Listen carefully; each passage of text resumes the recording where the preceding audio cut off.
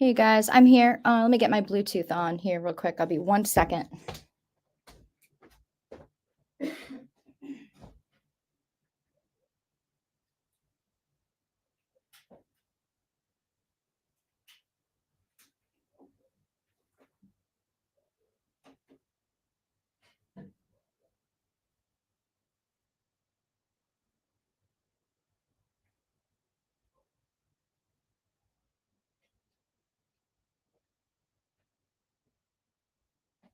Oh shit, where did it go?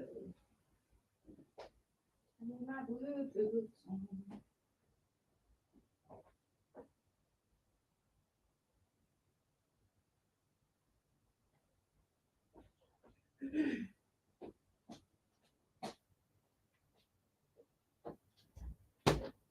Okay, let me get my Bluetooth on quick. Oh. Sorry guys, I'm just running a few minutes late. Yeah, B-Tim, I was. There we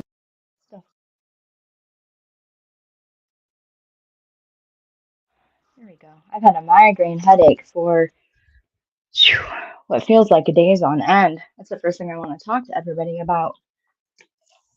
I had migraines every now and then, but the last 2 days, holy crap, I thought I was going to die of flipping migraine headaches. So how is everybody doing? We had a lot of craziness going on. Hey, Lise, thanks for being here. Let's see. Yeah, Rena, I'm going to pop your message up here in just a minute and offer you a link here in a little bit. Probably drop a link for anybody. I have several emails from people who kind of want to talk a little bit. I always say that there's healing in telling your story, telling your truth. And so I have some that feel like that they may be ready, and I definitely would like to offer a place. Yeah, I don't know what to say to make you feel better, except that you are loved here. This is the safest place for you to let yourself feel the emotions you have. Absolutely. We can't do anything to change them, so we have to work through them. And that's what I'm here for. I want to help people. I'm not a professional. As far as I don't have a professional license or anything like that. I have suffered greatly through loss and grief and tragedy. I'm not a professional. Sometimes I feel like a professional. Excuse me, which is sad. But it's kind of what we're all here for. So I'm very sorry that I'm late. Oh, beat him, the man himself, calling me out. I get it. It's I've had a lot going on. It's been 15 years, but it's still as raw as the day I lost him. I still have such a hard time talking about it. Hearing your story helps so much. Thank you, Seal. I cannot tell you how grateful I am to hear that I've been able to help anyone. So thank you so much for saying that. And I hope that there's a time that comes that you're able to find a little bit of peace. But I don't want you to rush yourself, because the harder that we try to find it sometimes, the more difficult it is to find. It's like we get into a battle of our own. And I have quite a bit that I want to talk to people about tonight. I was definitely unprepared, Beaton. Sorry about the coughing. I jumped in the shower because, when you have a migraine and you're vomity and nauseous and all that good stuff, it just feels gross. So I needed to feel like I was waking up.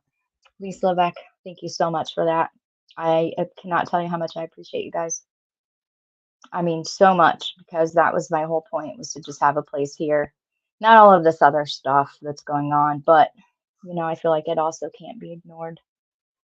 So, let's see. Okay. Rena says, I will definitely be here for this. This December 8th marks 1 year since I lost my son, and I don't think it will ever get easier. Thank you for going this life. Rena, I hope that you're here. I have something very important to share with you today. if you're still here. I have something extremely important to share with you that I think will start to help you see that there is such a large community that we all stay very quiet into ourselves because, you know, the whole the whole connotations that come with grief, and it makes us feel not wanted and not welcome. And I have something that I want to share with you. I'm gonna pull it. Okay, good, Rena. I'm so glad. I'm so sorry for having been late. It was definitely not my intention to be to be late. So let's see. Yeah, I think that'll work. Let me grab this. I'm gonna grab a Mountain Dew quick. I hope everybody's doing okay. So shortly after my son passed away, I struggled with identity. And this is, from what I understand, a pretty big deal for most parents who have who've lost a child. Our identity just kind of gets ripped away from us. And so for those who have suffered that, I'm going to turn my camera on here just a few minutes. For those who have suffered a loss, first thing that I want to show you that is, I think, very healing. Excuse me. Here is the link for this website. And this is what I want to share with you. Oh, if it's working. So I struggle with the whole identity thing because, you know, when you become a parent, as your children grow up, your identity becomes, you know, your child's mother or your child's father. You become their parent. So we don't even realize that it's happening, but it's happening. For instance, you go to the school and, you know, I wasn't Stephanie, I was Cody's mom. And so you don't realize that it's happening until it doesn't happen anymore. And then it's kind of like an eyes wide open type situation. But we do become the identity of parenting our child. And so I went on a search for what the heck, who am I now? Like, where do I fit in? Where do I belong? What's my new identity? People stopped calling me Cody's mom. And when they stopped calling me Cody's mom, it was like, okay, I lost my entire identity, which, man, that's a hard one to stomach, you know, when you don't have that identity anymore. And so I found a group of other mothers who had lost their children, and there was a petition going around. It had been started, but it wasn't complete yet. Um, we were taking we were having conversations and taking votes on words that we had found. I came into this late, so I'm not trying to take the credit for what this amazing group of parents have done because they are nothing short of amazing. They are absolutely amazing people. They have the best of intentions. They're always positive and helpful, understanding, lacking judgment of any kind, which is so important when you're hurting and you feel like, you know, your whole life has just been completely ripped out from underneath of you. So they didn't have a name or anything like that, but their first objective was an identity, how to help get back your identity. And so because I came in towards the end, the only part that I had with this group of women and men was to help with the petition phase. So, hey, Lee Marie, good to see you.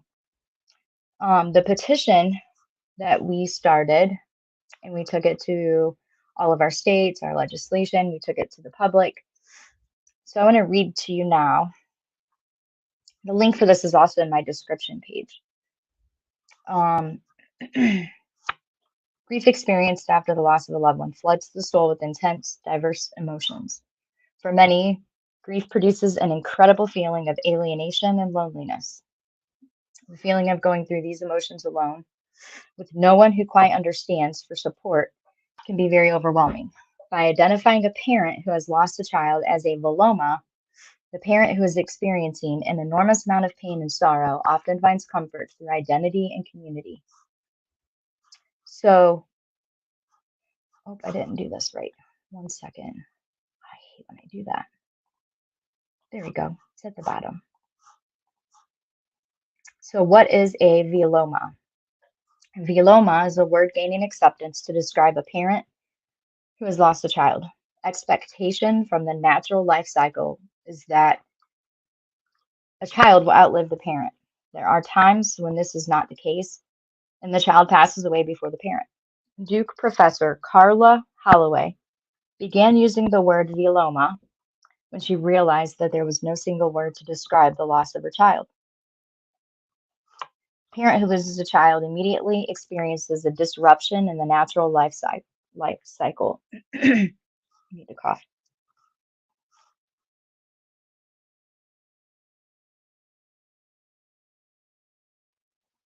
Sorry about that. I had a cough. The disruption and trauma felt from the unexpected traumatic loss of a child cause intense suffering and diminishes hope and the will to live. Daily routine activities become tasks that take complete mental, emotional, and physical dedication. Failed marriages plague couples who first experience the loss of a child. The pain stays with the parent the rest of the life. Grief, bereavement, and depression often set in. Support from others is limited because so few perceive the depth of the loss. I mean, it's just so hard to fathom or to come face to face with, even those that we've known the longest, that have impacted our lives the most, that we've felt the closest to. It's just hard for everyone around us. A new identity. Understanding who you have become once an incredible life change occurs is vital for progress and recovery. Someone whose spouse leaves is known as divorced. Someone whose spouse dies is now a widow or widower. This part's important. A child whose parents have died is called an orphan. The term Vilomah provides an identity and a degree of understanding for both the Vilomah and their families and friends. Understanding the etymology. I used to know how to say that word. I just went brain fog. The etymology of Vilomah. Vilomah is a Sanskrit word from the same language that gave us the word widow, which means empty. Sanskrit is one of the oldest languages in the world, dating back to about 400 BC. Today, Sanskrit is one of the official languages in India, but it is used only for religious purposes. Vilomah means against a natural order. Professor Holloway began using the term when she discovered there was no English word that gave meaning to a parent whose child had died. So there's two accepted pronunciations of the word. The word may be articulated as Vilomah with the A in the middle, or Vilomah. The group that I'm most familiar with has always said Vilomah or Vilomah. I think any way that you say it is appropriate. I don't think that there's going to be too much political back and forth with that. The variance comes about in trying to anglicize the L, which makes a less audible sound in Sanskrit than English. I don't like this title, but closure. Most of the time, society considers talking about death a subject to avoid because there's been no way to easily identify the one who has lost a child without a detailed explanation. I'm sure all of us here know that when your child dies and someone learns that you've lost a child, the first thing that they want to know is how old was the child? The second thing that they want to know is how did your child pass? And the third thing they want to know is do you have other children? Or can you have other children? Almost as if having other children makes up for the one that you've lost, which means people are interchangeable, which is, we know, not the case. Communication about the incident and process of grief helps bring about a certain sense of closure. Can you guys hear me okay? I hope you can hear me okay.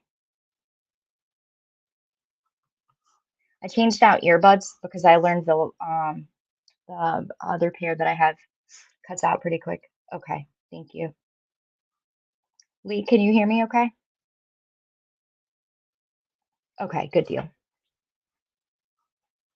Okay. I wanted to make sure it wasn't me this time. Those other earbuds are poop, and I've thrown them out. Well, I didn't throw them out, but I put them in the drawer for somebody to look at. Identity. Some parents who have lost a child desperately need to identify with others who have similar experiences and feelings.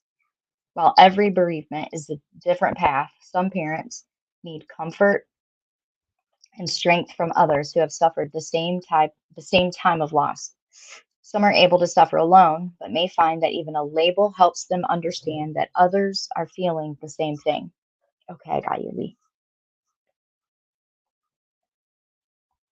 Honoring the life of a child and recognizing the meaning and purpose they bring to the life of a parent often brings comfort over the passing of time. Many find that a label for the process of time quickens the pace of progress. The more that an individual learns about the different types of grief, the stronger the chances are to find a path toward healing. By hearing stories of others and knowing that a community and network of support exists, a grieving parent can begin to feel the restoration of hope.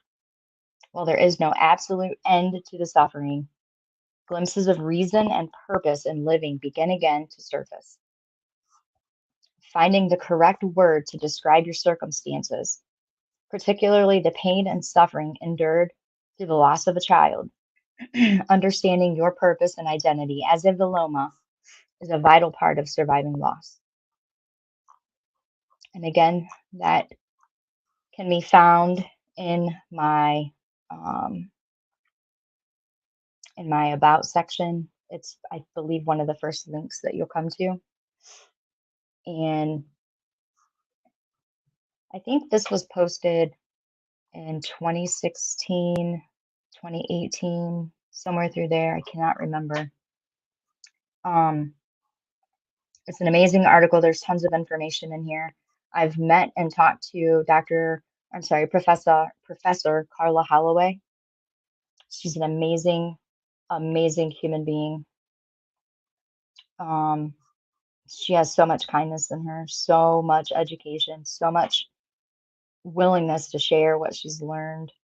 And she's put in a lot of work to come for the rest of us. She's put in a lot of work.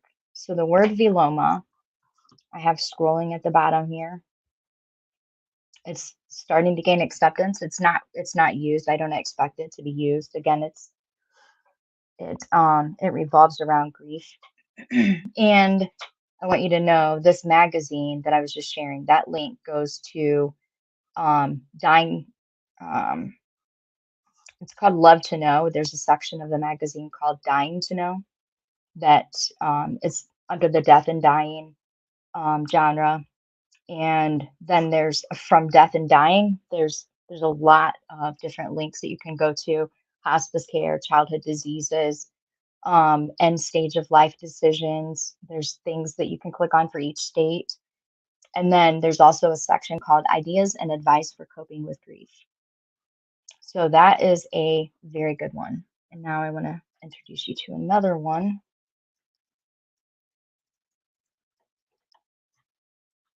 It is called, let me grab the link. But Rena S. Vilomah is yours to use. It's I hope that it helps you to feel that you have you have an identity. If you're having difficulty with feeling like you've lost your identity, I hope that it helps you feel that there is a community of people.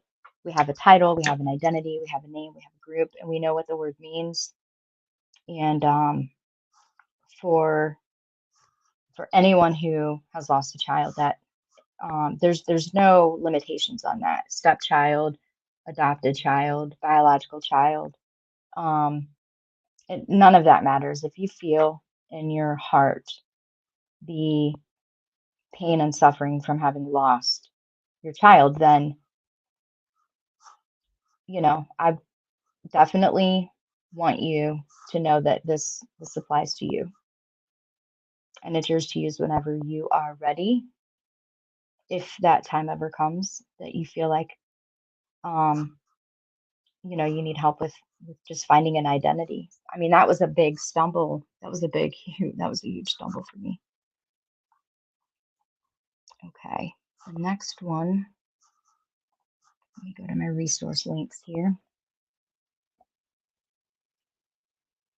Still Standing magazine. Here we go. This magazine, if any of you write,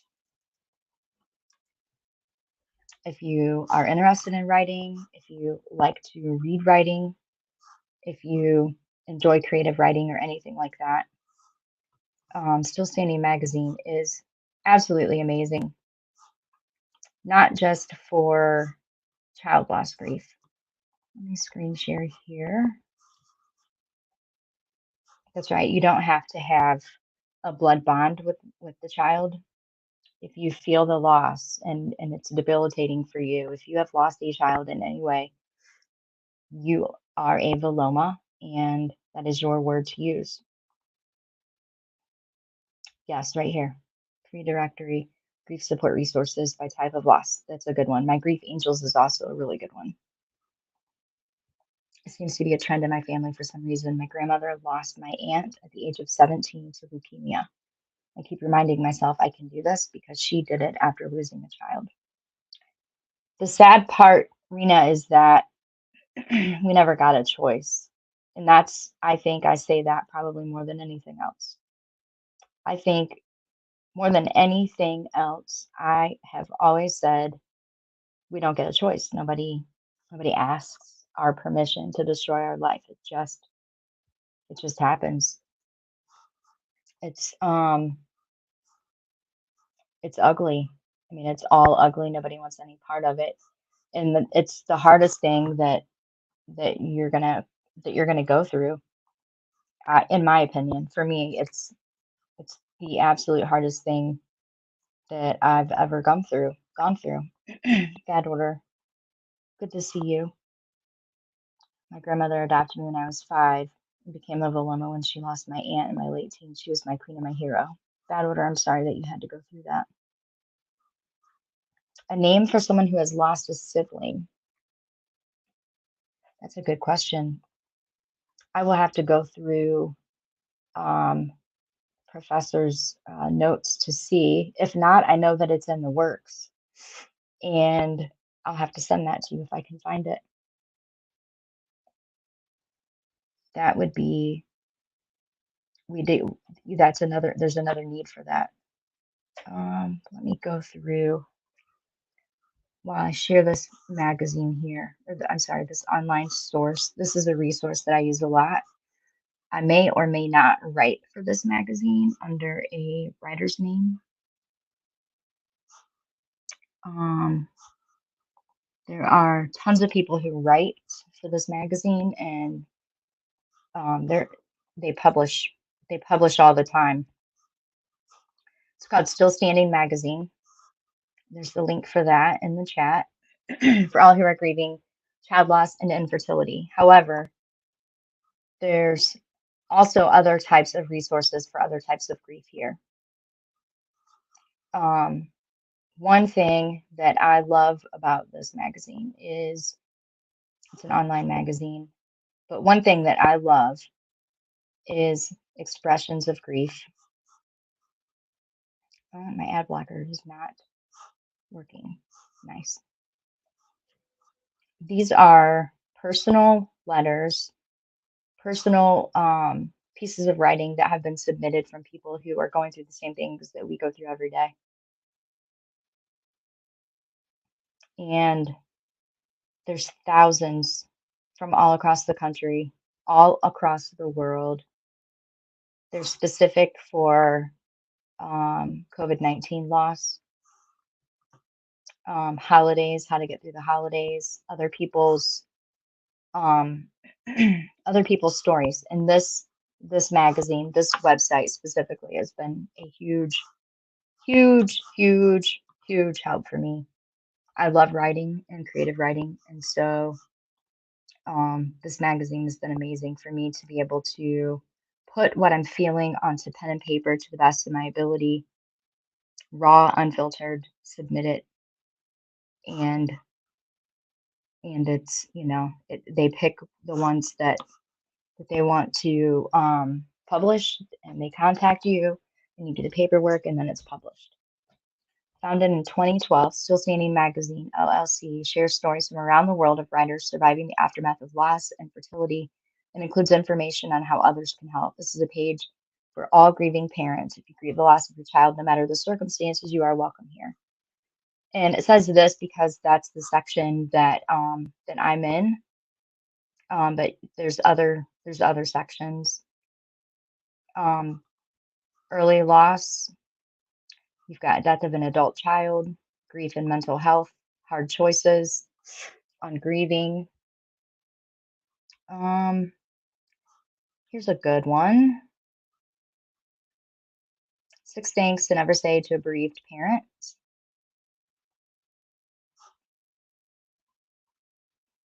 Angela Miller is an amazing author. She has several books that are out there. Um, she has several books that are out there. If you're a bereaved parent, you can probably count on at least 5 hands the number of phrases you wish people would never, ever say to you. If there were a way for the world to learn how to speak compassionately to the brokenhearted, what many people believe is comforting statement most often is not. It usually feels more like a slap in the face, a swift punch in the gut, an uncontrollable need to vomit, or all three at once. There seems to be a large gap between intention and what's being communicated for those of us who are hurting. 6 things to never say to a bereaved parent. Time heals all wounds. That's a good one because that's a lie. It does not heal all wounds. I can't believe I clicked on that. I meant the X. Let go, move on. I have letters about this statement a lot. You'd feel better if you let go and moved on. You're hanging on to them too much. That's why you're so sad. If you just let go, you could start living again. Anything that implies get over it.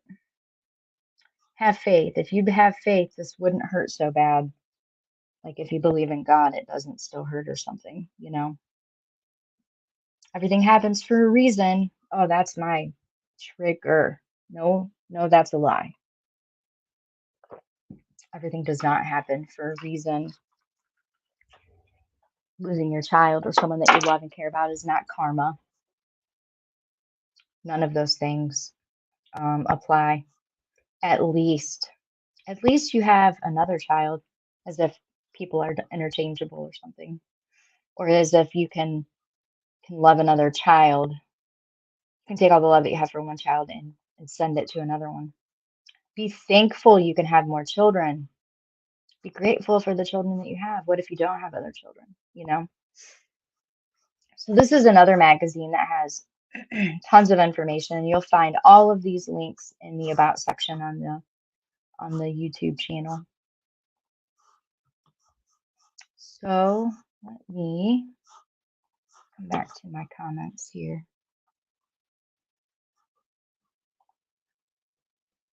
Absolutely 2021 tested me. I lost my dad and my husband, and had a heart attack in October, and then I lost my son in December. Oh my gosh. I miss my dad so much, but I'm thankful he was there to welcome my son. Yeah. I mean, I'm so glad that he was there to welcome your son, that he could meet your son, that he knows that your son exists. But that's a lot of hurt in a very short period of time. That's a lot of trauma in a very short period of time. Definitely. Yeah, definitely save those links and see if they work for you. They worked for me. They worked for several other parents. They work for support systems. If you're a supportive role for anyone who's lost a child, I want you to know that these links also help you, excuse me, to help us, which I mean, we just can't get enough of that, right? We can't get enough people who understand us, or even somebody wanting to understand us um turns into an act of love. I mean, we all feel unwelcome, unwanted, like we're intrusive, like we bring the sad.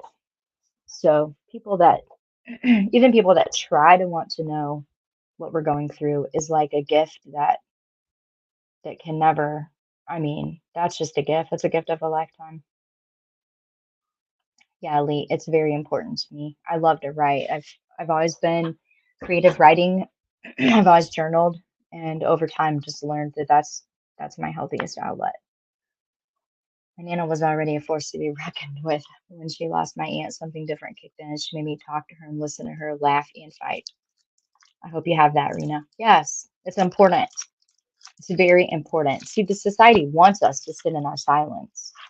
They want us to sit in our silence and be away from everybody. You know what I mean? It's it's kind of like um I don't know about everybody else, but I started feeling like I was only wanted or needed or talked to or invited or brought out of my little forever hiding spot when it was convenient for them to have me around. Meaning when the conversation called for an opinion or somebody needed somebody on their side, or there, somehow, some way there was a benefit to them, or they were made to feel guilty.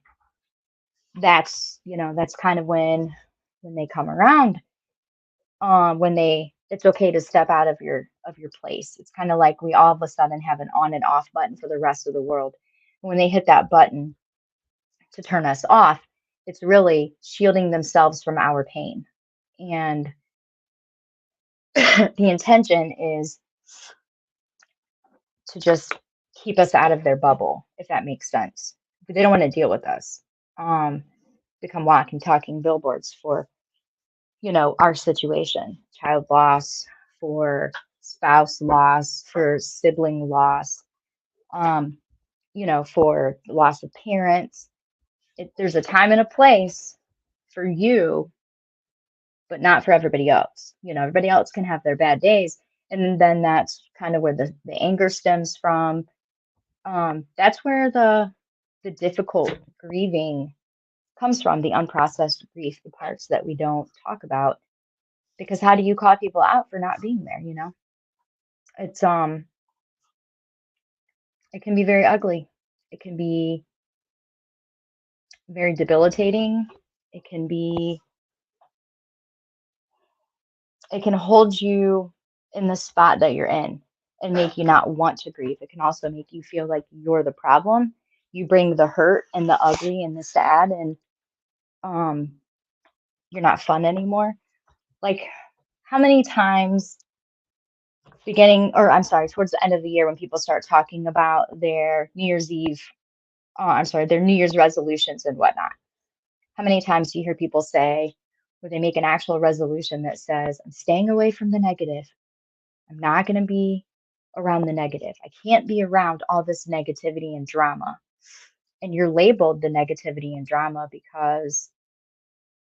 um, because you're grieving. And so, you know, the stuff going on YouTube is like a huge, in a way, in my opinion, it's like a huge parallel to the initial stages of grief, where for me, I feel like sometimes I'm watching life with grief play out every time a new case happens. So let's take the current events of YouTube that are going on right now. So normally when the loss initially happens, right when you're finding out that the person has passed away, what happens? Everyone that you've ever known comes up. They show up out of the woodworks and they're in your space, in your bubble, in your home, in your life. They're there. Just like protesters that are standing outside Quentin Simon's house are there, front and center, trying to capture all of the important moments to put on blast for the whole rest of the world to see. I can't get it out of my head watching my 6-month-old granddaughter take her last breath in my arms. It's torture. I stay by myself all the time. I'm not even me anymore. I used to joke a lot. Kimberly K1, I'm with you, girl. And I'm sorry that you're going through it. No one should ever have to live with such images. That's so much. That's a burden and a half. That's too much for one person. I've lost myself totally. I can relate to that big time.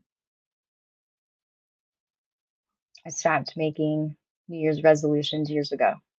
I did too. We don't know who we're going to be tomorrow, let alone for an entire year. Are you kidding me? Yeah, Kimberly, I'm so sorry that you're dealing with anything like what you're dealing with. I mean, that's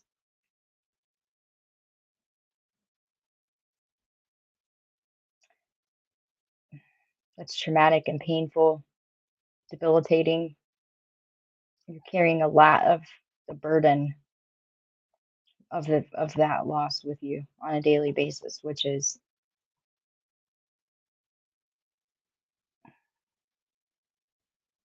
I mean, how do you not feel that every day for the rest of your life? Not just the pain of the loss, but the fear of forgetting. Now that's something that people can't really relate to. Such a deep, encompassing fear of forgetting something that's probably one of the most important moments of your entire life. But gosh, with it comes the pain and suffering and feeling every emotion from that loss. It will change you. You'll never be the person that you were before. And you can build from what you're carrying now. We can take all of that pent up frustration and anger and the debilitation and all of the negative parts. We can take all of those and redirect them into a different direction, that when you start feeling like you're accomplishing something, that you're building from the ashes, so to speak, that you're turning the pain into purpose, that's when the healing really does begin. It really comes from knowing that you've created a purpose. I mean, a lot of times some of us are afraid that the person that we love and care about more than anybody or anything on this earth, we also cannot imagine a day living without them. And I used to feel selfish in that I wanted the whole world to know who Cody was. Not that he died, not about his death, but who he was. And I started to feel selfish. Like, what does it matter if people know who he was after he's gone? And how selfish am I to think that my son, who lived in my little bubble and had his community of people, needs to be known all across the world? He doesn't. The people that are important to me, that were important to him, people that were important to your granddaughter, people that are important to you, are never, ever going to forget that that precious baby lived on this earth for 6 months. Kimberly, it's a very short period of time. And it's a time that nothing can ever make up for. You will never forget the giggle that that precious baby had. You will never forget the face that she made when she recognized you, when grandma walked in the room, or granny, or mama, or whatever she called you or was going to call you. She will never forget you'll never forget the way her face lit up when she recognized you from anyone else. That's what makes our relationship so special.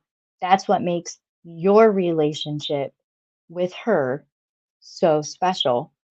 She might have she might have had, a funny face or a smile or a giggle when she recognized her mom or her dad or siblings or anybody, a caretaker, anyone of importance. But she had a special face that was yours only.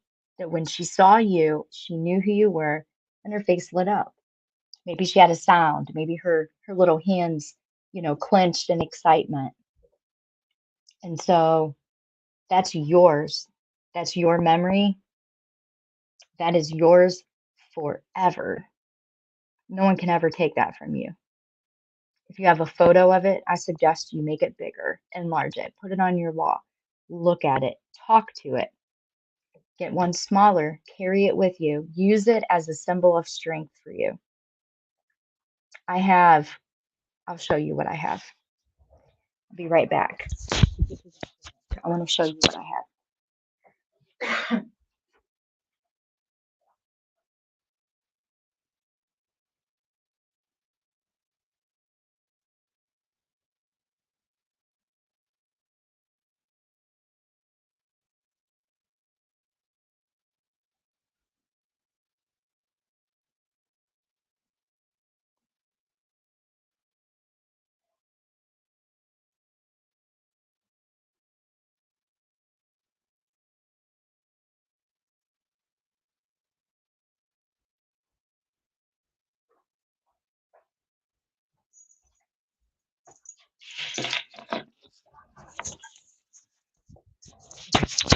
Sorry about that, but I didn't know it was going to come up, and I wanted to share. Let me catch up with chat. She fought 6 months. She died December 2nd on my oldest daughter's birthday. Gosh, I just can't imagine. It changes the whole dynamic of someone else's birthday. So I want to share with you something. First thing that I want to tell you guys is that there's a medical chart for every death. There's a medical file, a medical chart. And you can go to the hospital, medical records, doctor's office. For anybody who doesn't know this, this is also something of importance for me. If I can get it out. So when I was leaving the hospital from Cody's accident, the night that he passed away, can't believe I don't have any pen in here. There's a nurse that was part of his emergency care team that night, and they stopped me. This nurse stopped me. She was sobbing, just could not contain herself. Said that she'd been waiting for better part of an hour after her shift to talk to me. And I was just kind of all over the place trying to make arrangements and still spend time with Cody before he left. And so after he left for organ donation, I was walking back to the hospital to go back to the door where I had entered and not knowing what was waiting for me out there. But the nurse handed me this little vial. I can't get it out. Here it is. She handed me this little vial tube that is for blood draws. And it's, clean, empty. Wasn't used or anything. But inside of it was curled up his last heartbeat. I've laminated it so it's plasticky, but this was his very last heartbeat. And so it was inside of this tube, this blood draw tube.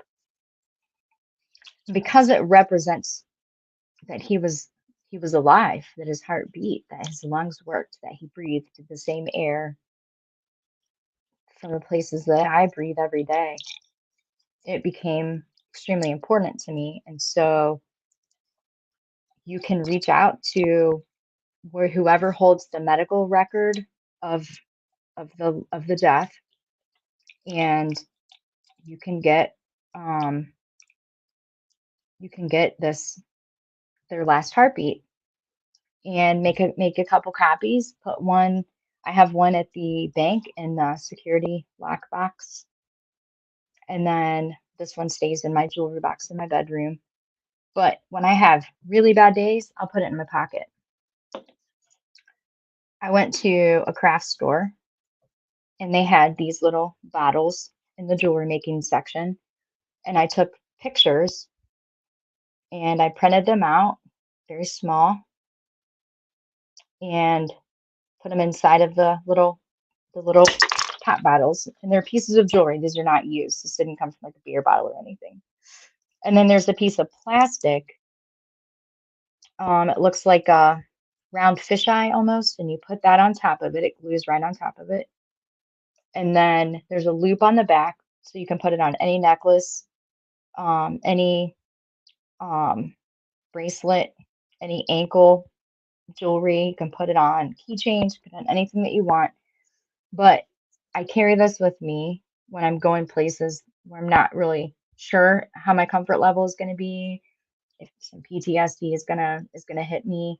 Some keywords are gonna bring back the ugly parts of the loss and the tragedy. For me, talking about running over things or things like that really get to me. Sometimes not when as soon as I hear it, but sometimes it makes my mind go back to a really bad place, and then hours later it'll hit me. And then the other thing is I have this necklace. I don't wear it a lot because it makes quite a bit of noise. But I have his quote, his some of his quotes that I value most. Um, some of the quotes that have made their way onto T-shirts and other things for the Motocross Association. So I think that this is supposed to be like an urn type piece of jewelry, but it says sun on the heart in the middle.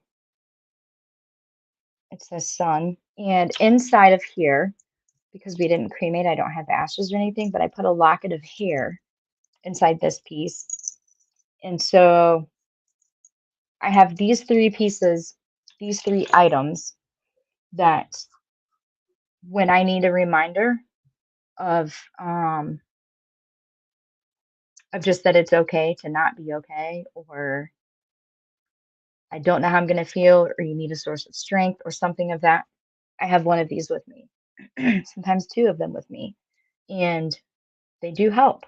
For me, they do help. It's a physical, it helps with PTSD and with anxiety. I never had anxiety or PTSD or any of those things. And so through counseling, because I chose an unmedication route, I've learned this technique of what are three things I can see in the room? What are three things I can hear in the room? What are three things I can feel in the room? And it kind of brings you back to where you're at. It's like a breathing exercise. These are more beneficial than that. And so if you can, to do something like that, to have with you, sometimes I just put this in my pocket or I put it in my handbag or in my wallet. And when I feel like I'm going to break down or have a really big sad that's maybe not going to be easily controlled, then I grab that and I rub that and I have that with me. Kathy M, it's good to see you. I hope you get caught up. We're just kind of chit chatting right now. Not really anything of importance. I'm so afraid of forgetting my dad, forgetting his voice and the sigh of his big hands. Yes. And it hurt so badly last night when my daughter said she couldn't picture my dad's face. Lee Marie, if you email me some photos, I will make these for you. Anybody who wants something like this made for them, I have tons of the stuff in the basement, kept nice and neatly packaged in my jewelry making section. I will be more than happy to make these for you with a clasp on the top or the bottom so that you can put it on any piece of jewelry or keychain. You can hang it up anywhere that you want. But I am so more than happy to make these for anyone who wants them. I also make a hand stamped jewelry for Cody's things. All of his pallbearers were his motocross team and the guys that he grew up with racing. And it was also significant because that was the last place. His funeral was the last place that all their bikes were together. They were all together. All the bikes were revved up at one time. And so I made keychains out of an old chain. He had ordered a chain and sprocket kit, and I went to pick that up. And then I learned how to separate the links. So I made equal lengths of keychains out of the brand new chain and from the chain and sprocket that I had just ordered. And I hand stamped with metal jewelry the latitude and longitude of the cemetery where they were all last together as a group, where their bikes were all revved up together. And so I added that to the keychains, to the chains, and then I added their team song and their team motto, and then a couple of gems that were masculine looking because they're big, strong men now, they say. But I gave each one of them one, and they were different based on the color of the gems. And there was a couple of extra little things, but I love to make hand stamped jewelry for people, especially people that are grieving. It's a forever piece of what you're feeling right now in this moment. And if you email me, I'll drop my email in the link here, and maybe mods can drop it every so often. If you send me a photo and anything that you want stamped out, I will get it in the mail as soon as I get it finished. And I have quite a bit of time right now, believe it or not. So you're welcome to send me by email anything with an address to send it back. And as soon as I get it shipped out, I will delete images, delete the email, delete addresses, because I want you to be safe on this platform. And I don't even want to accidentally have that out. So yeah, anything that you send me, I will send you. Lee Marie, I have some stuff I've already started for you. One of them I'm going to talk about today. I want to show everybody, but I want to tell everybody about this migraine headache, the physical parts of grief. But I will help you with not forgetting your dad. I'll even put anything you send me that has sound with it. I'll put it on a little thumb drive and hide it in a piece of jewelry that you can take out and look at. Have you guys seen? This is something that I just came across. Somebody sent it to me. I'm super interested in it right now. But have you guys seen where they have, I'm just gonna have to pull it up and show you. Yeah, Kimberly, I'm sorry that everybody is feeling anything. Some of us are newer in our walk with grief, and some of us have been walking with grief, but we're all feeling it, and it's not going to go away. I don't want you to think that there's some magic button or magic pill or magic, word that you can say that makes it stop, because there's just not. We just learn to live differently. We learn to develop healthy outlets. I would show you what the rest of this room looks like, but I think you would laugh hysterically at me. But I have 2 sewing machines and a serger and an ironing station, cutting. I have self-healing cutting mats. In the basement, I have an entire section of power tools with woodworking. Most of the wood items in my house I've made myself, minus this desk and this chair, of course. But all of my tables that I've made on my own. All of my bookshelves and book stands I've made on my own. My dining room table I made, and I put what do you call it? I put an outlet right in the middle of my dining room table so I could plug in my crock pots or whatever I wanted to plug in, forgetting that I wouldn't be making meals like I used to, but I made it anyway. There's an epoxy station in the basement where I've learned to epoxy the shit out of everything I could possibly epoxy.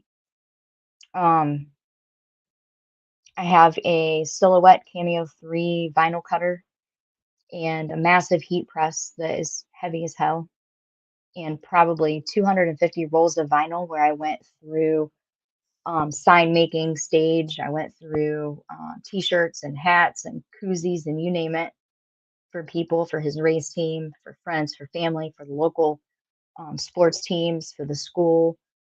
I I have a closet full of unused t-shirts and sweatshirts that I ordered in bulk. Selling a lot of those now, but I just got into everything that I could get into, including organizing and things like that. Sometimes keeping your hands busy keeps your head busy, which makes it easier to focus on other things that are going on.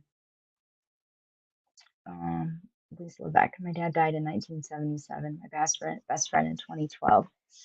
After my sister died December 4th, 2018, I stopped believing in God, my son who was my life. I'm so fearful of losing him. So much I drive myself crazy. Yeah, isn't it weird that we go through this protection type phase where, yeah, the people that we have left, we feel like, God, please don't take the last one. Don't take, I did that. Oh my gosh. And what sucks the most about it is not knowing that you really have no control, but you still keep begging and begging and begging and pleading and trying everything that you can to not lose the people that we have left. I I hate that for you, Lise, because nobody deserves it, but especially you. I hate that for you. I did that one by one. All the people that were the closest to me, they've all passed away one by one over a period of time. And none of them were with warning. None of them, I didn't have a chance. I wasn't where I was supposed to be, so to speak. I wasn't there when any of it happened. And sometimes today, when I say I'm a family of one, sometimes I feel like a failure for saying it because I mean, I could go try, but at the same point, I just don't have it in me yet. It's almost 6 years, or it is 6 years, and I don't have it in me, and I don't know if I ever will. But on the other hand, family of one means I feel safe and protected. I feel like I'm not burdening other people. I'm not bringing down the house, so to speak. I'm not bringing the sad, the elephant in the room. I don't have to relive going through all of the conversations and the events and the things that have happened over the last 5.5, 6 years to make someone feel like or so that I feel like someone knows every step of the journey kind of thing, so that they understand why certain days are harder than others. And we will drive ourselves crazy. No one will critique us the way we critique ourselves. No one will hurt us the way we hurt ourselves. No one can do that. I mean, I feel like the whole world can say whatever they want to, and it's nothing comparable to what we've told ourselves already. Somebody sent me a video that another content creator made. It was all about, I watched literally, it's an hour and a half, 2 hours. I watched maybe 5 minutes of it. And know that the entire length of that video was like, just because your son died doesn't mean blah, blah. Well, I never said that. I haven't made anything about my son other than grief conversations or conversations about grief or about loss. That's it. Because it's the only place that he applies.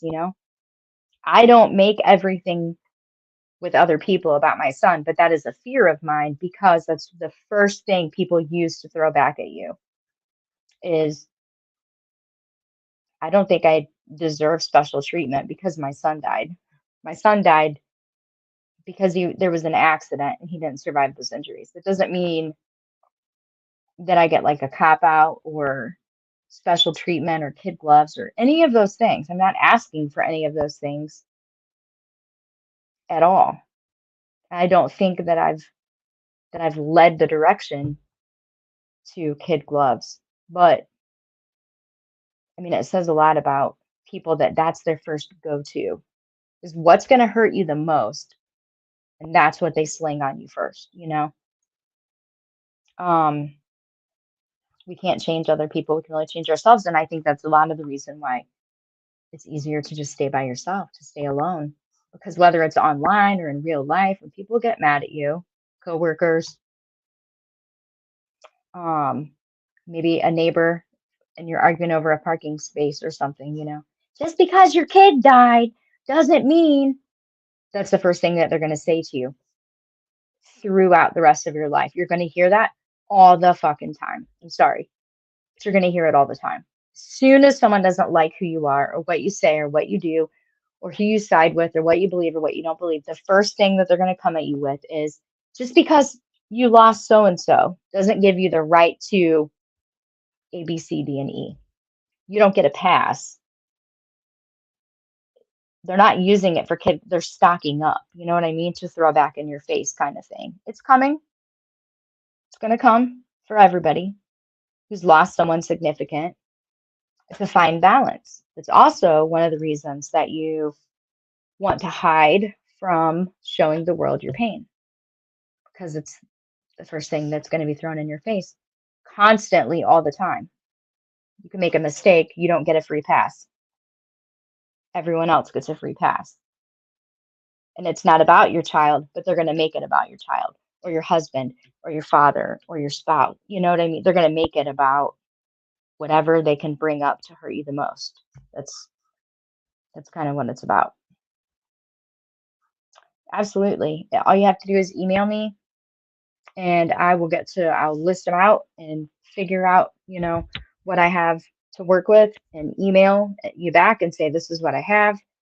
And when you give me the go ahead, I will get started on it one by one and I'll get them out as soon as possible.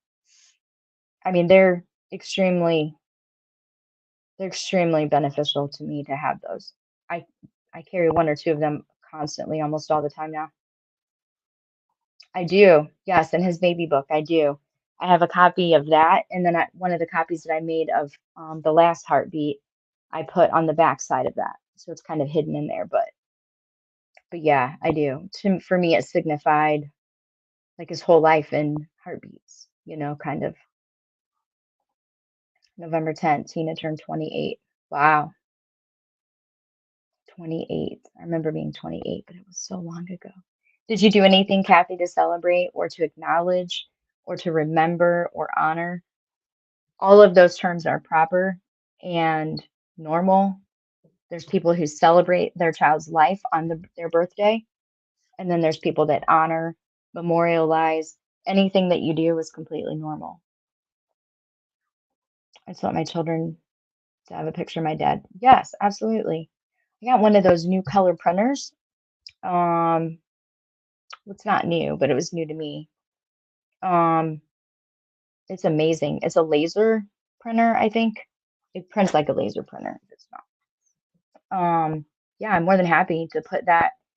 You know what else I did is I took some of the old jerseys that were ripped up or stained or they had marks on them or whatnot, and I cut them into squares and I started making like small pillows, blankets. That's why I bought the sewing machine.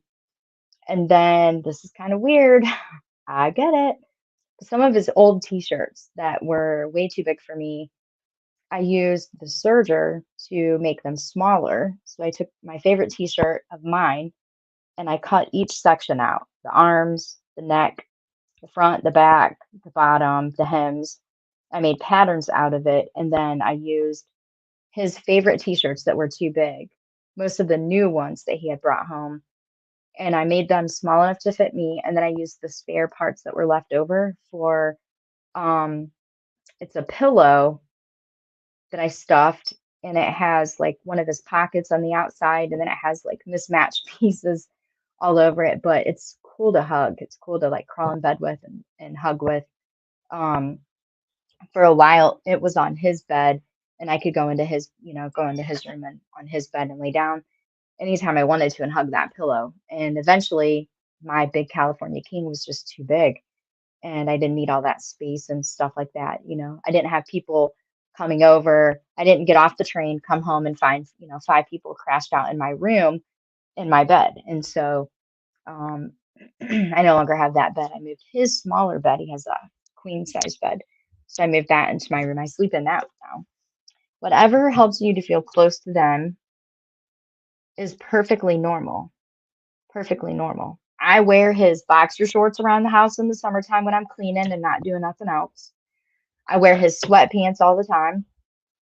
I have all of his gear, his race gear in the basement organized. And I don't really care what people think about that because it's whatever you have to do in order to keep yourself calm and focused in a positive direction. And if that means wearing your adult child's boxer shorts and sweatpants, so be it. I'm going to do it. Last year for Halloween, your favorite holiday used to be mine too. I made 3 tombstones, one for my dad, one for my sister, and one for my best friend. It's my way of honoring them. Yeah, that's amazing. Do you care if we watch that? You have to let me know in the chat. But if you want, I'd love to share that with people. It's another awesome idea for share, that's a positive, you're moving in a positive direction on a holiday, bringing memories with you, creating new memories. I love it. Lisa, I love it. I think I think that's amazing. I would love to share that right now with people. I would love to show people that because I think it's amazing. My second born is 20, and I see that I lost my firstborn at age 22, and I'm so nervous for my second born to turn 22. I hate that number now. My son was 22, and his birthday is July 22nd. Yeah, that's a lot of 22s, Rena. I get it. I understand totally. Oh, okay, Lise, let me check those. Yeah, I'm so sorry. Again, it's it's just not fair. I mean, how many times a day do you say to yourself, like, that shit's not fair? Because it's not. Nothing about it is fair. Okay, let me log in here.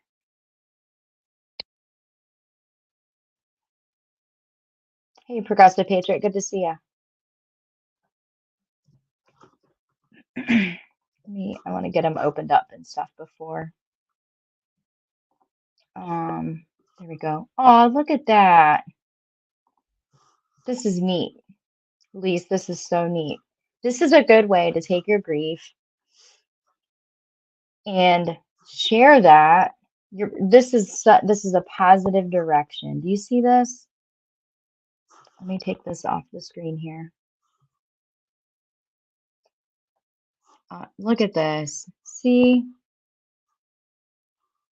I think it's an amazing way of moving forward in a positive way with, bringing your grief, you're remembering the people that you've lost. And yeah, look, at least that is amazing. Those dates are a little weird to see. We've talked about the dates before. We've talked about the dates. Um, but I love it. I think this is amazing. This is a this is a perfect example. Excuse me. This is a perfect example. It's a holiday, family holiday. It's Lisa's favorite holiday, and 3 people that she's lost that she's got, forced to live the rest of her life without. And yeah, here they, she's memorializing them for a new holiday when they're not here. You're making part of your holiday include them, and I think it's amazing, Lisa. I think this is amazing. I love this. I'm glad that you shared this.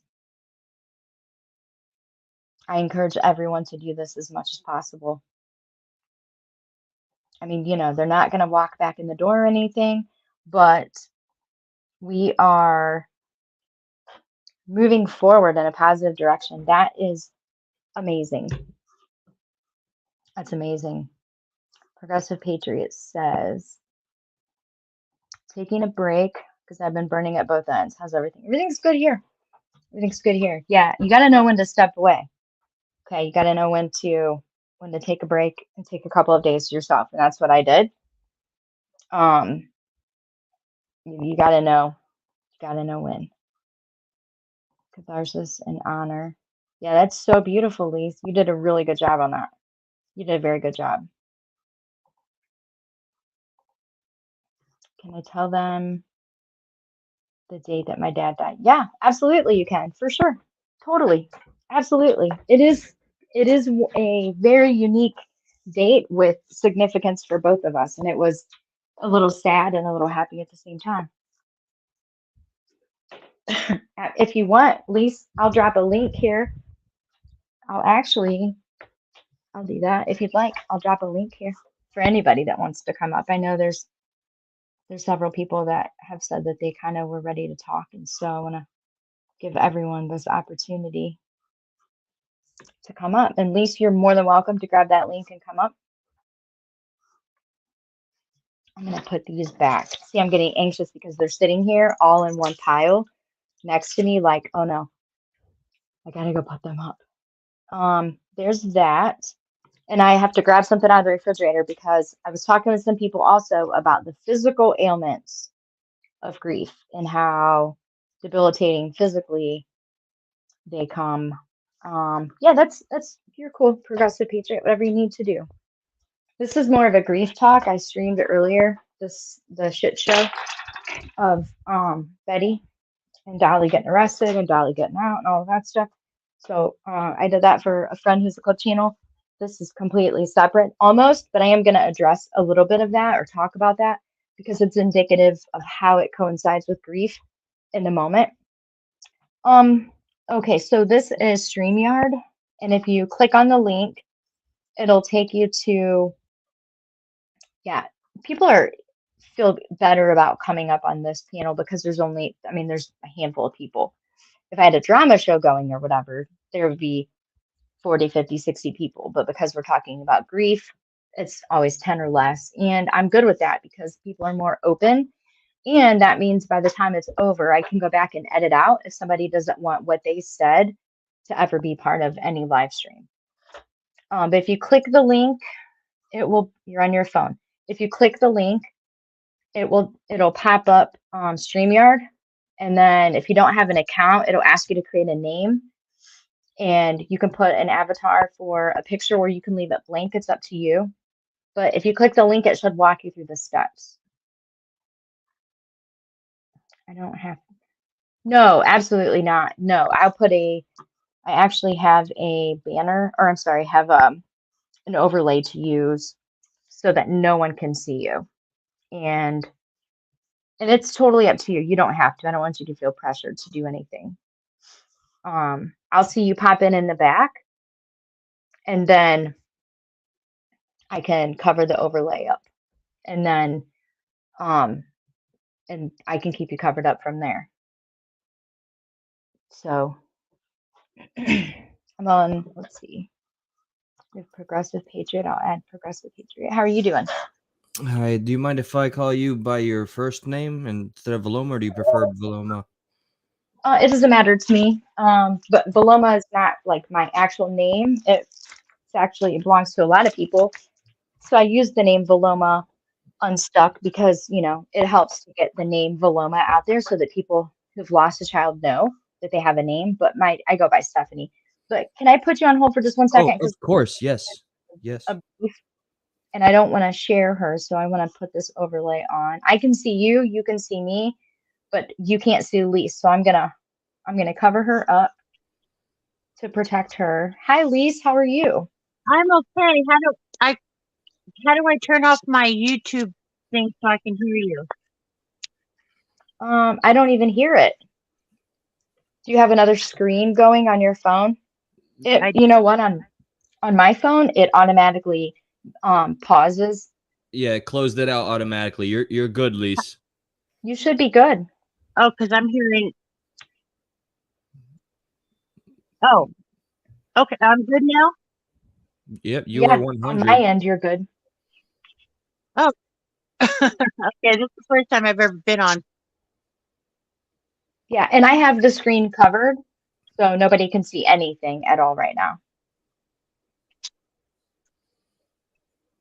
Okay. I can see your avatar in the back. Okay. Patriot, can you see her at all? Hearing me twice, so I don't know how to stop that. Oh, do you have two screens on your phone open? Do you have two screens? No, I don't. I have a feeling it's probably playing in the background. Oh. Like really? What you would want to do, do you have not an iPhone, the Samsung No, kind of? it's not an iPhone. It's like Samsung kind of? It's a Samsung. Yeah. Okay, so here's what you want to do, okay? You want to take your thumb and place it on the screen that's in front of you, which is, I assume, the Vilomah's channel, Hmm. okay? And put your thumb so it's touching the screen, and then kind of raise it from the bottom to the top, and then you should see everything that's open on your phone in smaller squares, and then you can close everything individually without closing out of this. I know that might sound a little complicated if you're new to it, but with Samsung, yeah, you gotta let me try to help here. Yeah, you can kind of shrink, just sliding your thumb from the very bottom of the screen of your phone slowly, and then everything should become like a manageable rectangle that you could see above the top and below the bottom, and it'll show an option to close all. Do you see any of that? Let me know.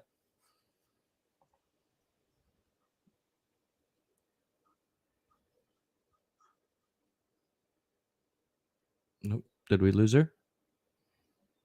Yeah, I think we lost her. I think she dropped out. Yeah. It Let's takes a see. little troubleshooting. It Oh, can for here, sure. if she's Yeah. watching, Oh, oh goodness gracious. go ahead. Well, this is okay to show. It's just my lady friend. So basically, here's my Facebook. So if you're watching, Lise, what I was referring Please to maybe is, copy and paste that link and then just open up a could she do that too, Patriot? Could she copy and paste the link and then open up a browser and click that in there so she's not going through YouTube to do it? I mean, Would she was that the only help? one that could hear the background, right? We didn't hear anything. Yeah, Um, yeah, I I couldn't think hear it. I think that yeah, no, everything was fine, but yeah, I know Okay. an echo can be disturbing. What I was trying to show is just this. Yeah. If you can drag it like that, and then you can sort through everything and choose what to close. Oh, So okay. that's what I was Okay. Good um deal. being Can you on show here. that again? Can you show Oh that yes, again just in case of she's course. watching so she can see it? Check it out, Lise. All right. Oh, you muted. I'm good now. Sorry. Okay, got you. Go ahead. Right now in the state of Florida, the freaking Powerball is over 1.5 billion, and I work as a liquor specialist dealing with crazy people. All right. So Holy here you go, shit. Lise. This is my Facebook. So if you were to use your thumb or any and mute it again. Okay, there we go. It's touch sensitive. So from the bottom, here's my finger. Oh, goodness gracious. Tutorials for dummies. You just slowly drag the icon, let go, and then shift over to the YouTube that was open, and then you close it. You would close just the one instead of all of them like I just did. Did you catch that? Yeah, I Please. know it's If not, if you can copy and paste that link into an open browser and then cut out of YouTube altogether, I'll get you that, right up here. that would work. And here's Yeah, but that's neat. this is what inspired me to come on, Stephanie, is somebody has been weighing on my mind that I lost. I mean, it sounds selfish when I say that because she lost her life, but I lost her. And this was a woman that I spent many years with, mostly sadly during our addiction. And she had just gotten out of rehab. And the last night that we spent together was like 6 hours under the stars. And she did go through this trauma of watching her fiance die in front of her. And Oh, no. but she has two lovely daughters, and everything was getting right. Everything was mending, and she had this passion for life again. And during New Year's, I believe she decided to relapse, and she did not return from that. And Oh, no. I just been thinking about her a lot.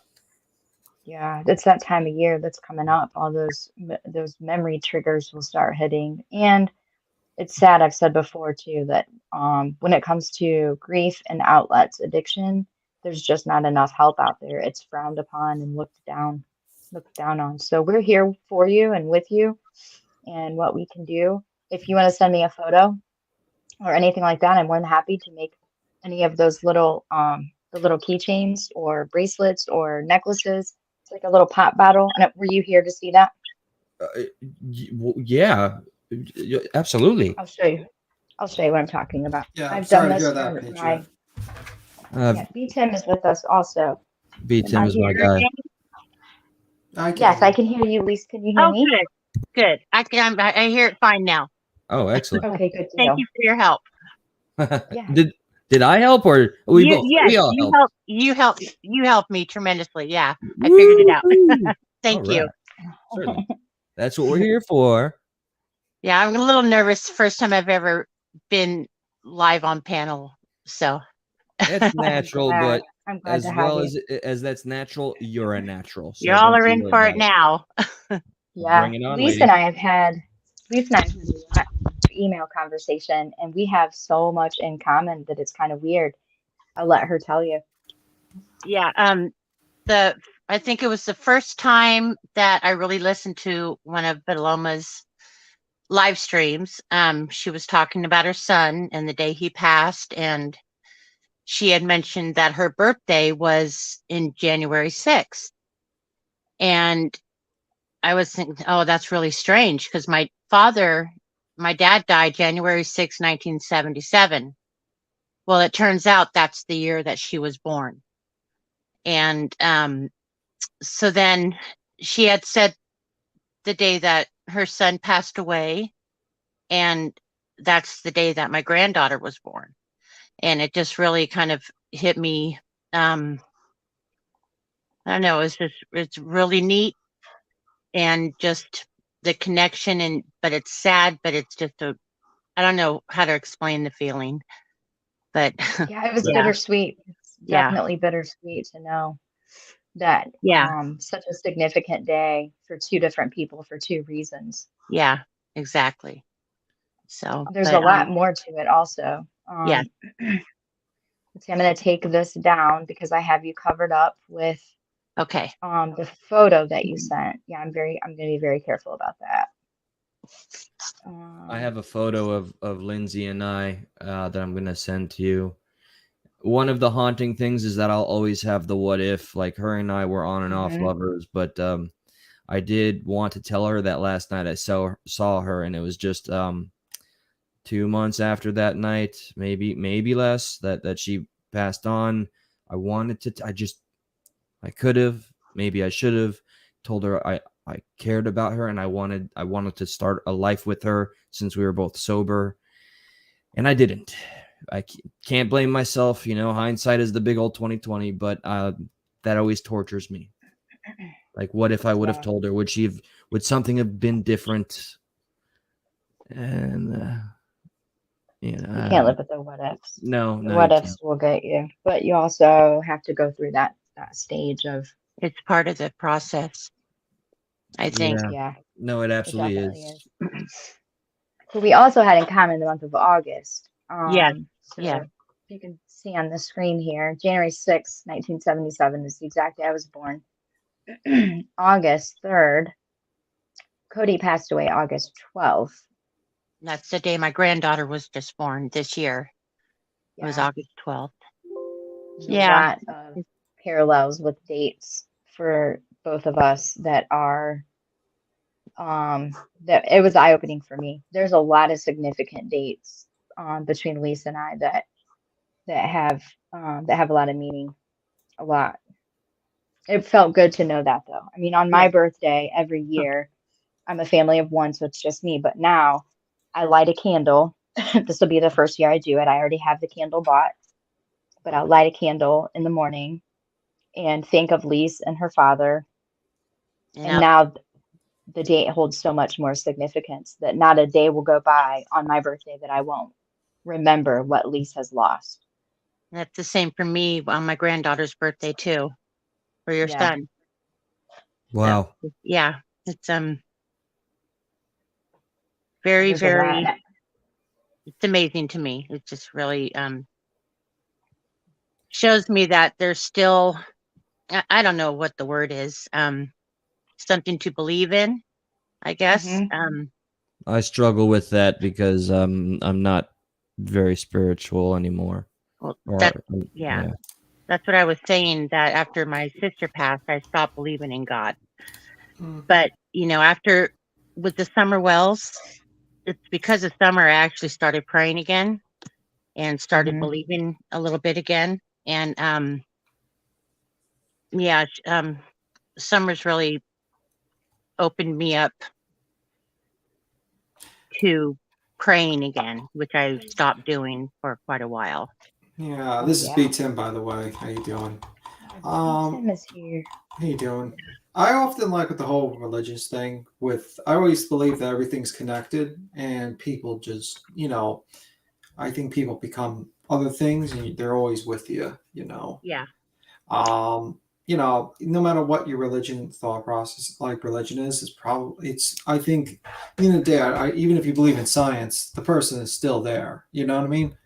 And Yes, Definitely. that on that level is what I can understand the best, and I do understand, like quoting Neil deGrasse Tyson, we are literally made of, or Carl Sagan, we're made of star stuff. The same ingredients in our DNA can also be traced in the stars, and vice versa. So there yeah, is something very inexplicably special about that. yeah, and if you look at multiple religions, you have reincarnation and all that stuff, or heaven or whatnot. Yeah. And I just think that people, you'll always have a second chance to meet someone. Maybe you might not remember them, but maybe you'll have another chance. Nothing's final, in my opinion. Eventually things will come circle again. Do you have any religion that you would say you kind of because I don't have any of them. The only religion I still not respect, that I still, I don't know, entertain is Buddhism. Okay, so you believe in breaking the cycle of reincarnation and basically becoming a Buddha? Oh, no. Only certain tenets. I like the idea of finding enlightenment, which is heaven on earth, and not waiting for the reward of playing nice. So yeah, the reincarnation thing that's something my mother raised me to believe, but I don't know that I have that in me.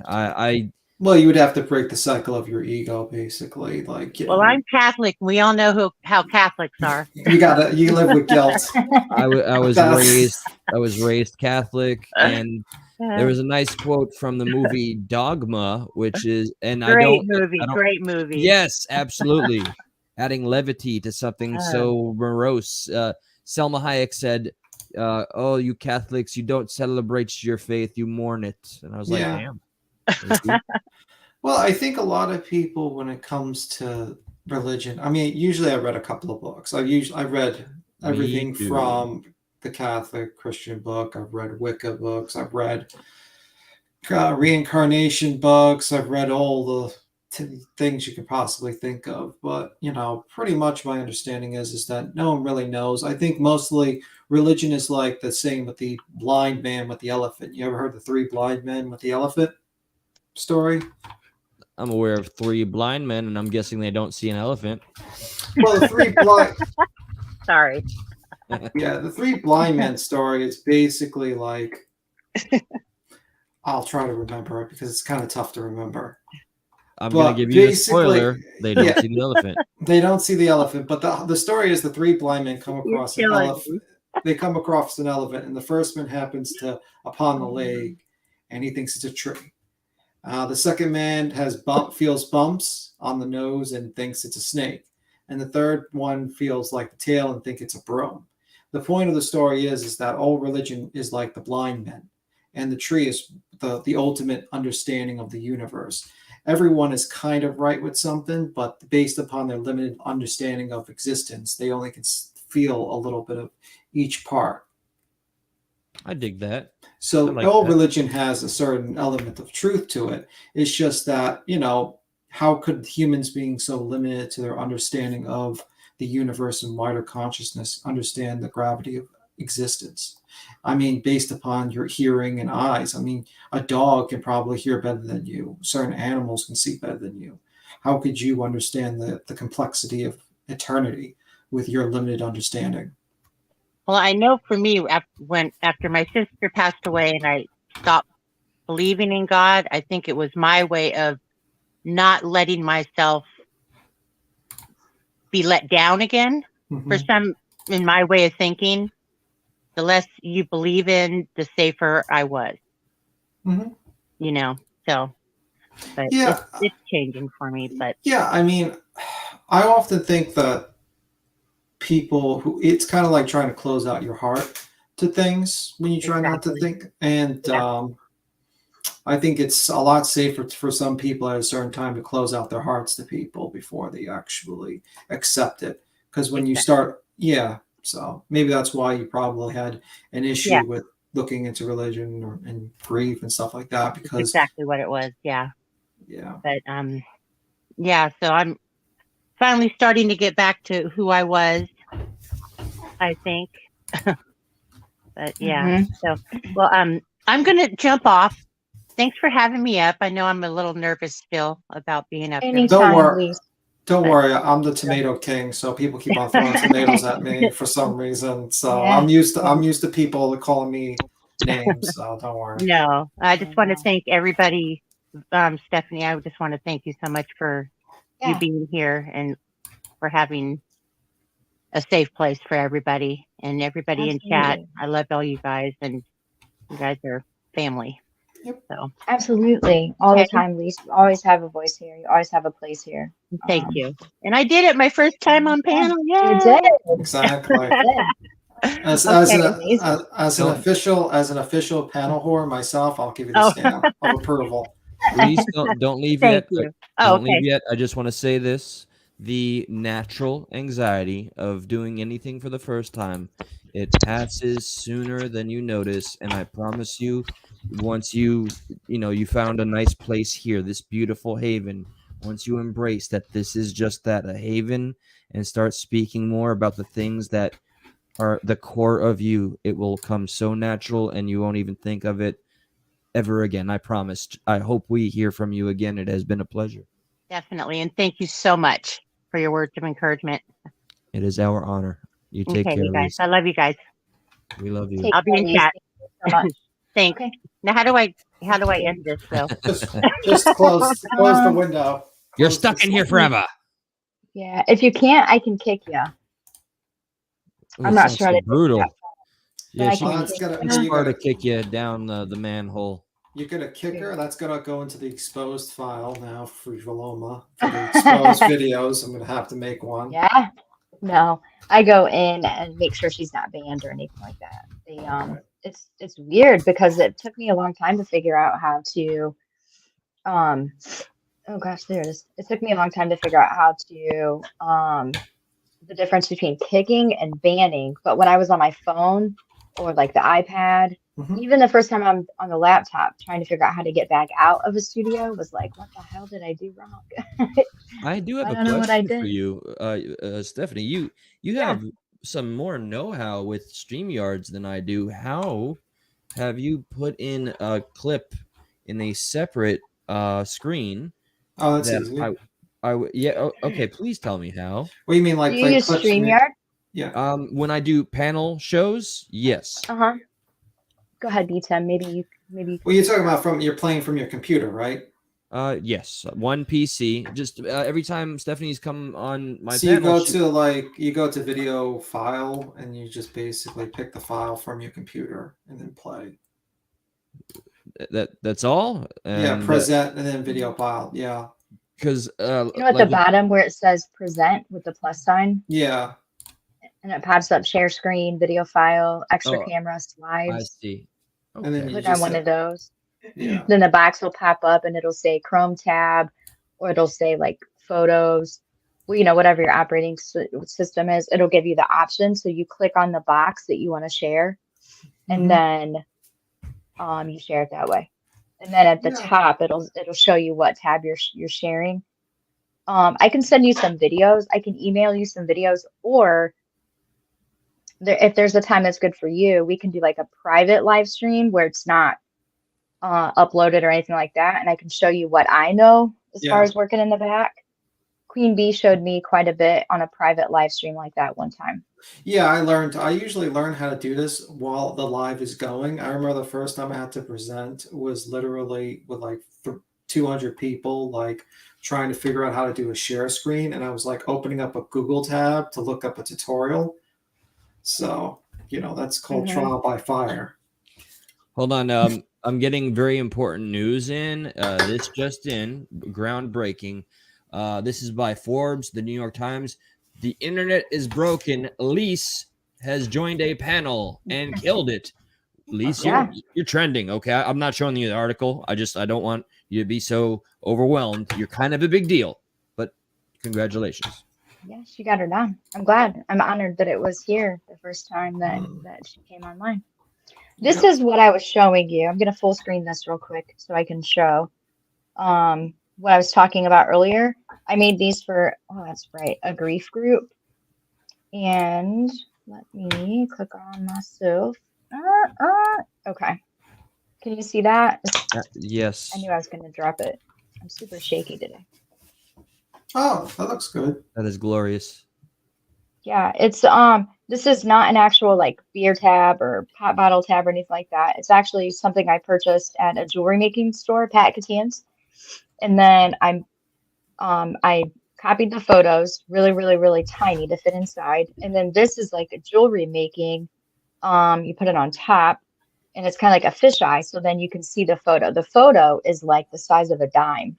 And so when you smash it into the bottom and then you put the fish eye on top, then it like oh that's pretty bright. But then it makes it so you can see it. It's also waterproof.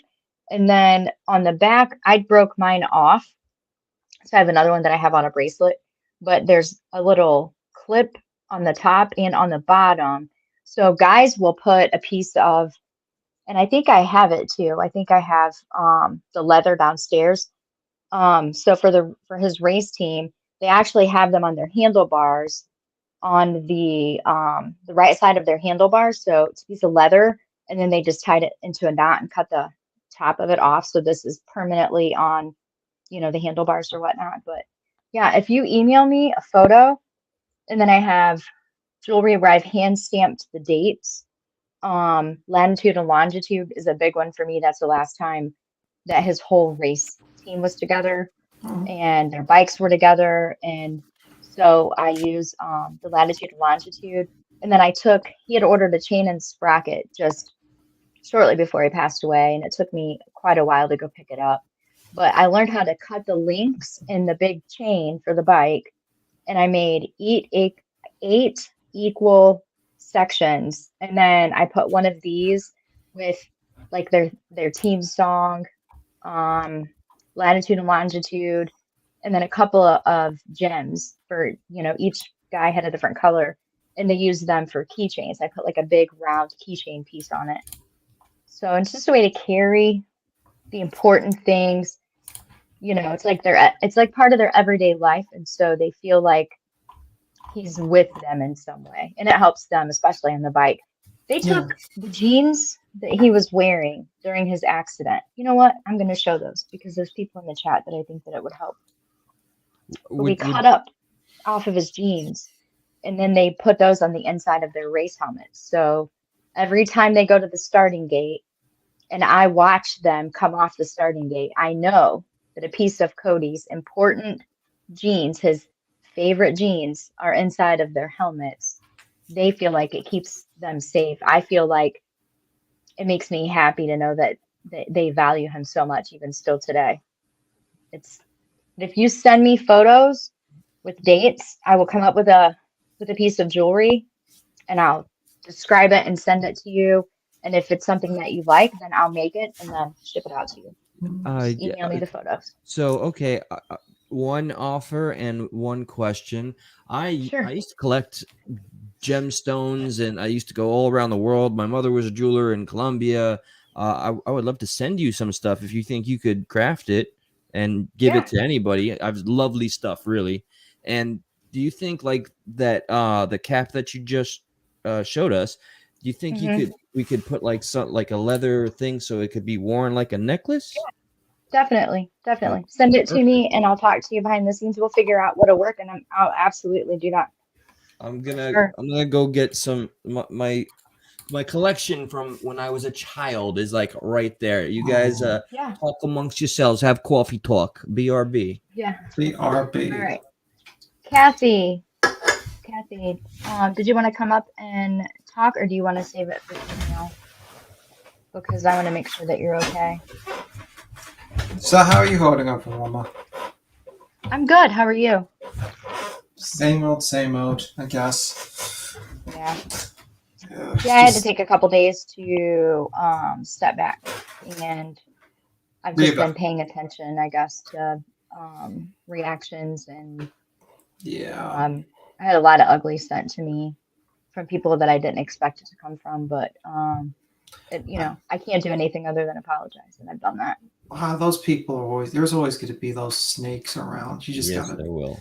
you know what I mean? Like, it's like you could tell the people who are the real people when you're in your lowest time, and the snakes at that time. You know what I mean? Like, that's my thought on it. It's kind of a blessing and a curse. You really know who your real friends are, and the people that aren't snakes at that time, but you get to see them. So it's kind of like that.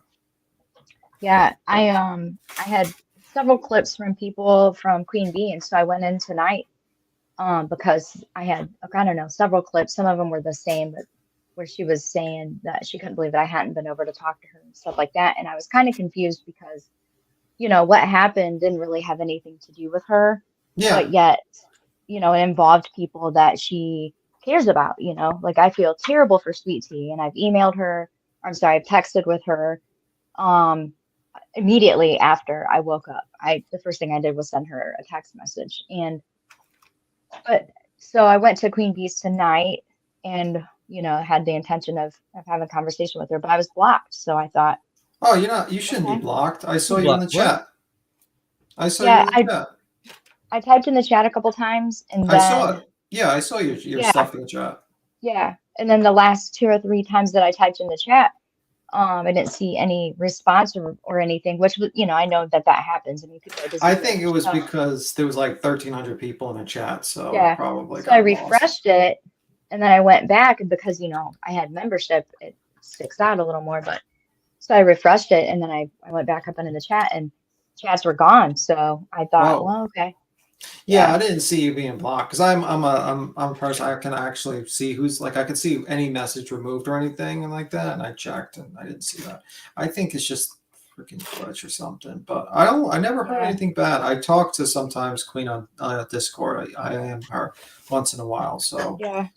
And I didn't feel like I owed her any kind of a specific apology or anything. I don't think you owe her an apology, to be honest with you. You gave your apology to. I don't. Yeah, you gave your apology to Perplexed already, and Sweet Tea understands where you're coming from. I talked to her. She really, she loves you. She likes you. She knows you got emotional at that time. And plus, it's like I'm in the opinion of just forgive and forget. I mean, like I think Perplexed even deleted her live on you. So, no, it's still there. I've had it sent to me every day by at least 5 people. Let me see. I haven't watched it. I'm not going to watch it because I watched 5 minutes of it and I know what it's about. It's about, well, just because your son died. And the only thing I'll say to all of that stuff is this. I had one moment of raw, unfiltered emotion. Yeah. Based on stupidity. Yeah, it's still up. Yeah. I was getting confused with the video and live. Yeah, but there's so many views on there, I mean, this is probably the first live stream I've done where I haven't had just troll after troll after troll after troll, like telling me what a vile, disgusting bitch I am. I had a couple of emails that were like, thank God your kid's dead, because could you imagine if he wasn't, all the hate and hostility coming from you? And I had screenshots. Yeah, those are disgusting people. To email me to tell me that that all of YouTube is glad that my kid is dead. And it is what it is. There's just hateful, ugly everywhere. The only confusion that I have, the only anger that I still hold is this. And I'm just going to be blunt about it. Go for it. I had one misfortune of going above my 10. I have so much better control of it than I used to. Lefty Not Right is in the chat and can attest to the anger and hostility that I carried for a long time, to the point that supervisors at work avoided me like the plague because they would jump on my train and get one attitude, and I would kick them off my train, telling them to go fuck themselves in a very ugly way because Yeah. I was just full of anger, and I'm not that person anymore. I've dealt with the anger phase of my grief. The only confusion that I have is that there are people that are really mad at me, and what happened had nothing to do with them. There are people that are really mad at me that had nothing to do with the incident, but have every right to, because I triggered bad things for them. Yeah. That is why I got so emotional and ended my live stream, was because when my emotion went over a 10, it was because Yeah. I had been told all of these things and I didn't listen to it because I don't want to listen to other people's experiences with people. Yeah. And I thought that maybe people were reading her wrong. I was very supportive, that kind of thing. And so I'm not making excuses for what happened, because what I did was so utterly disgusting, so vile, so wrong, so ugly, so not deserving, wrong on every level. I can take it because what I did and what I said was wrong. Yeah, but you just said Not- something. I mean, you just said something out of anger. You didn't like murder a person. Like, let's be No. real. And that's I think No. people need to just cool their heels. And I didn't wish her death, and I didn't want, child service. None of that stuff. I mean, a lot of what I said was twisted. But if I had not said what I said, there were no words to have been twisted. So I even own the twisted words part, Yeah. because I put it out there. It's my anger and hatred that came from having a moment of being triggered over that level 10, because I had consumed so much of this bad behavior and it brought back a lot for me. But I'm not making excuses for what I said or did. I was wrong on every aspect. Yeah. The only thing that I'm upset about Yeah. is I had one moment of over 10. And then And everyone. you know what?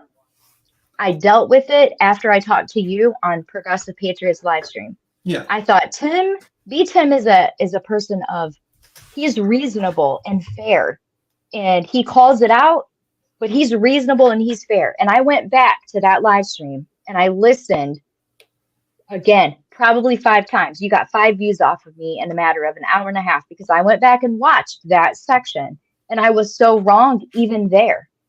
Because as the trolls were coming at me, I got more heated, and I didn't take the time to step away from the entire situation, close all of YouTube down. But your words resonated with me because you are a person of reason, you are fair, you are not judgmental, your opinions are high regard for me. And so I felt like if B. Tim is telling me, I need to listen. And so I went back and I listened, and then I took the time away from YouTube. I journaled about it. And I was getting a ton of hate, trust me, there was hundreds of emails that came into my flipping email. Yeah. And here's what I was left with. I don't apologize because I'm saving face, or because somebody threatened me, or because somebody told me I should, or Yeah. any of those things. I can't carry any more than what I put on myself. And I put all that on myself. And so I don't think she's ever somebody who's going to accept an apology or say that she did anything wrong or anybody else did anything wrong if the attention is on me. But it didn't matter. What mattered was I did wrong. I put ill intent, I put ugly out into the universe, and I needed to own that. Yeah. I can't expect other people to feel the way or to hold themselves to a standard if I'm not willing to do the same. And so with all the hate coming at me, with the video after video being made about it, it still was my words, my actions, my flunder. So I realize now, after all of this is said and done, that there are people, if you have a large platform, you get a free pass. Man, you can just say whatever you want all the time. It's kind of like it gives you a little insulation. It could give you a little insulation from the criticism. Yeah. Like, I mean, like think especially if you're friends with big channels. You know what I mean? Like they just come at you full force, like with all the ugly, because you are a tiny channel. You're insignificant and you don't matter. Well, I will recommend you next time just to mass delete those emails, like just 50 minutes, like just okay, fuck off. I did. I deleted it. one I'm not going element. to let I'm them not- make it worse. Just real quick, the one element, and I'm not adding to the excuses, as you said, you completely own it. But the element I hope people I do. fully understood, yeah, I know all that and more, is that there was an element, of betrayal because you did trust her, despite everything that was told.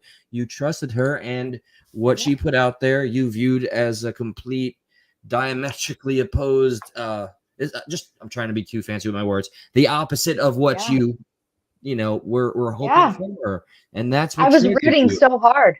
I was rooting Yes. so hard. I was defending so hard. Like, no, she's not like that. That's not what she meant. I mean, maybe that's your But problem. I mean, like, I would say, like, how I deal with things with certain content it's hard to creators. find good out here, B Tim. It's Yeah, hard to find people who are not making bank off of I mean, tragedy in one way or another. I mean, I don't want to sound cynical, but usually I look at content creators as like neutral, and then I kind of don't trust them. Like, I don't trust people very easily, and like I'll just go by the facts. So like, if I was told that, like, if I was in the same position as you and I was told that, I'd be like, okay, let me look, and then I'd be like, okay, and then I would probably keep quiet about it, and then I would just contemplate it. I would just get like my anger is more like silent, and then I will log off and disappear, and then I will come back later on. That's how I am. And then I'll probably punch, my punching bag for a little bit. But but I just don't. I think it's all ugly. I think, like, honestly, like, there's a lot of. I mean, there's unfortunate. It's like an Ouroboros circle. I mean, like, unfortunately, you have the good channels. I watch Sleuth Mom. I watch this channel. I watch things like that. Then you have, like, the drama or crama channels or the channels that call out the bad channels, and then you got the bad channels. And unfortunately, YouTube promotes very bad channels. Unfortunately, sometimes it's hard for those channels that we trust to call out the bad ones, not to become one of the bad ones. I mean, yeah, because it's a little bit it's kind of tough to be rude to someone you have a good conversation with. Like when you call someone to your panel and you have a good conversation with them, are you gonna really just like immediately make a video to call them out once they do something wrong? It puts you in that awkward situation. Would you do that in real life if someone did something wrong? Usually. Hey, Tim, you may have saved whatever my YouTube future is, because I almost went up immediately after I heard Dolly was arrested. And I was going to do a live immediately, but you said rule of thumb 24 hours. So 24 hours. Yeah. I'm keeping my mouth shut for 24 hours. Yeah, he's out of jail now, by the way. Hold on a second, guys. Here, of course. I need to check and make sure, Kathy M, are you okay? I'm reading back through comments right now. I didn't want to draw a bunch of attention or anything if something was going on, but Kathy this is M, your house. you had an episode. I'm having a hard time right now. Does she want to come up? I'm not sure if she does or not, but they made me go in July to a behavioral unit. They did nothing for me. I told them I'm not crazy. Kathy M, I'm so sorry. This is such a hot spot right now. Yeah. With grief. There used to be what were called mental health facilities for all types of mental health. And I don't really know how to say this without sounding judgmental, and that is 1000% not my intention right now. I'm not being judgmental in any fashion. But it seems like today, a lot of mental health facilities are not mental health facilities anymore. They are rehabilitation facilities for chemical dependency or for addiction. And so they have like 2 or 3 rooms or beds at the end of a hall for true mental health emergency issues, grief being one of them. And so you get what's left over of the energy and attention that the facility has to offer.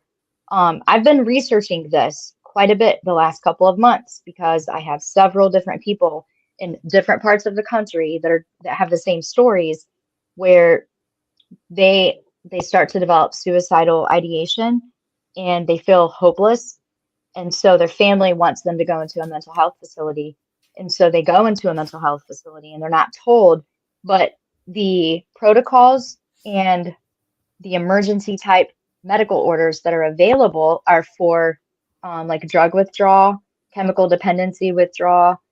The counseling services that are there that are offered are for addiction and dependency issues. There's nothing there that is for grief, death, the after effects. There's very little that's there because addiction has become blown up in our country. We have all of the people screaming for addiction services, but there's really nothing being done. We don't have stricter laws. We don't have less drug available. I don't know what the answer there is. I'm not an expert or in any fashion. They've made the regulations and the bureaucracy, the red tape a little bit. Yes. Yeah. These places are not safe. These places, unless it is a full diagnostic center that does head to toe whole body diagnostics, going to a mental health facility causes more damage and is more detrimental to your health and well-being mentally than anything out there. I tell people. I can attest to that from personal experience. We haven't had a great history in this world of mental health. I mean, like, you ever heard of Bedlam? We have not. Sure. I mean, like that, you know, I mean, like, basically before Bedlam, they used to have the patients used to go on the streets and beg for money and stuff, like beg for money for funding, and then they turned it into a sideshow in Bedlam. Like, literally, you pay money to see the people who had mental illness. And also, I think another problem is that people who have addictions are self-medicating because there's no proper way to, because in society, grief is considered a shameful thing, a weakness. And people self-medicate to deal with that grief. And unfortunately, pharmaceutical companies are more than happy to sell the medications to you so they can get you addicted to it so that they can continuously have a lifelong customer, and they don't want something to treat for your grief or psychology or something like that. That's why I love me some B10 right there. That's why I love me some B10. He spits it out the truth. That's true. The last solo live I did was about the Sackler family, which is the family responsible for Purdue putting out Oxycontin and marketing it to children, and how after having about roughly, 500 million Americans dead, they haven't apologized. Their biggest consequence, they also have immunity from being prosecuted further. And the only thing that was done is having their names removed from museums and their donations get rejected. There's your justice for the wealthy. Yeah, I mean, I've been studying this. I'm sorry, B-Tim, go ahead. You go. Me too. No, you go. You're my guest. You go. Do this. Tell us. I mean, like, unfortunately, that's how it is usually with these big, like, companies, like, you know, because what Purdue used to do was they used to actually, not only that they would incentivize the doctors to advertise the pills to patients, and also they knew later on that the pills were highly addictive, but they kept on prescribing it. They kept on 50% more addictive than morphine. Yeah. Yep. I know this personally, man. Me too. Took 10 years of my life. When Cody passed away and I noticed all the people around me, the system with grief, this is why I have this channel, is because it's so broken. And Kathy M, I'm here for you. I'm watching for your chats. And if you have an Kathy, I hope you're watching me right now. If you have an urgent need and you feel like you need to talk to somebody right now, I want you to send me an email so I can send you my phone number. I will end this live stream so that we can talk on the phone. We can FaceTime, whatever is comfortable with you. But I do not want to leave you hanging. I just need to know what you need right now. And I'm not saying that disrespectfully. I'm concerned and I'm here for you. And I'll end this live stream in a hop, skip, and a bucket to get on the phone with you to make sure that you're okay. I want you to know that. Exactly what I did. It's known as a burning desire in recovery. If you feel that, please hear the words of Stephanie and take them very seriously. I'm here. I'm here for these people and not anything else. That's why the other stuff just is irrelevant and I give it no attention. But people around me kept saying stuff like, you need to talk to somebody, you need to talk to somebody. And it's true. Sometimes you need to talk to somebody. But when I went to the doctor, they referred me to therapy. I went to the therapy. I went to the group therapy. I went to the grief therapy. I went to the therapy, all the therapies. And then I ended up in front of a psychiatrist who gave me 5 or 6 prescriptions. There was antidepressants, anti-anxiety. There was sleeping, medicine to wake up, all of the things. And I ripped up all of those prescriptions and threw them away. And that's when my research really started with the medication side of grief. Before that, I had gotten through everything without taking anything like that. I tried to live holistic. all natural, nothing that's going to impair my judgment. It's gonna, make my reflexes different, make me act something that I'm not. But so when I started studying these facilities, I learned that when you go in, they automatically have orders to start you on medication. Yeah, So and that, it's kind of crazy because like medication is just like Tylenol. Like if you have pain, you take Tylenol, you're only right, covering up the pain, you're not stopping the pain. And it's the same thing with right, emotional issues as well. right. I want to show you this video I if I can have find it. been on Suboxone for 10 years, and I want off. I feel trapped, but there's no euphoria, there's no high, there's a nacloxone wall. But whatever the case, to me, it gives me the psychosomatic feeling of being normal. I am tapering off. I take one Suboxone tab will last me 2 weeks. But yeah, Hmm. Oh, someone says I clicked the link. So Oh, let me come here. I don't have anybody else back here. oh, okay. I Maybe hope it's lefty, It's- not right. You got to click the link and follow the instructions. Okay. yeah. Copy and paste the link. I'm going to text it to you. So close out of YouTube. Okay.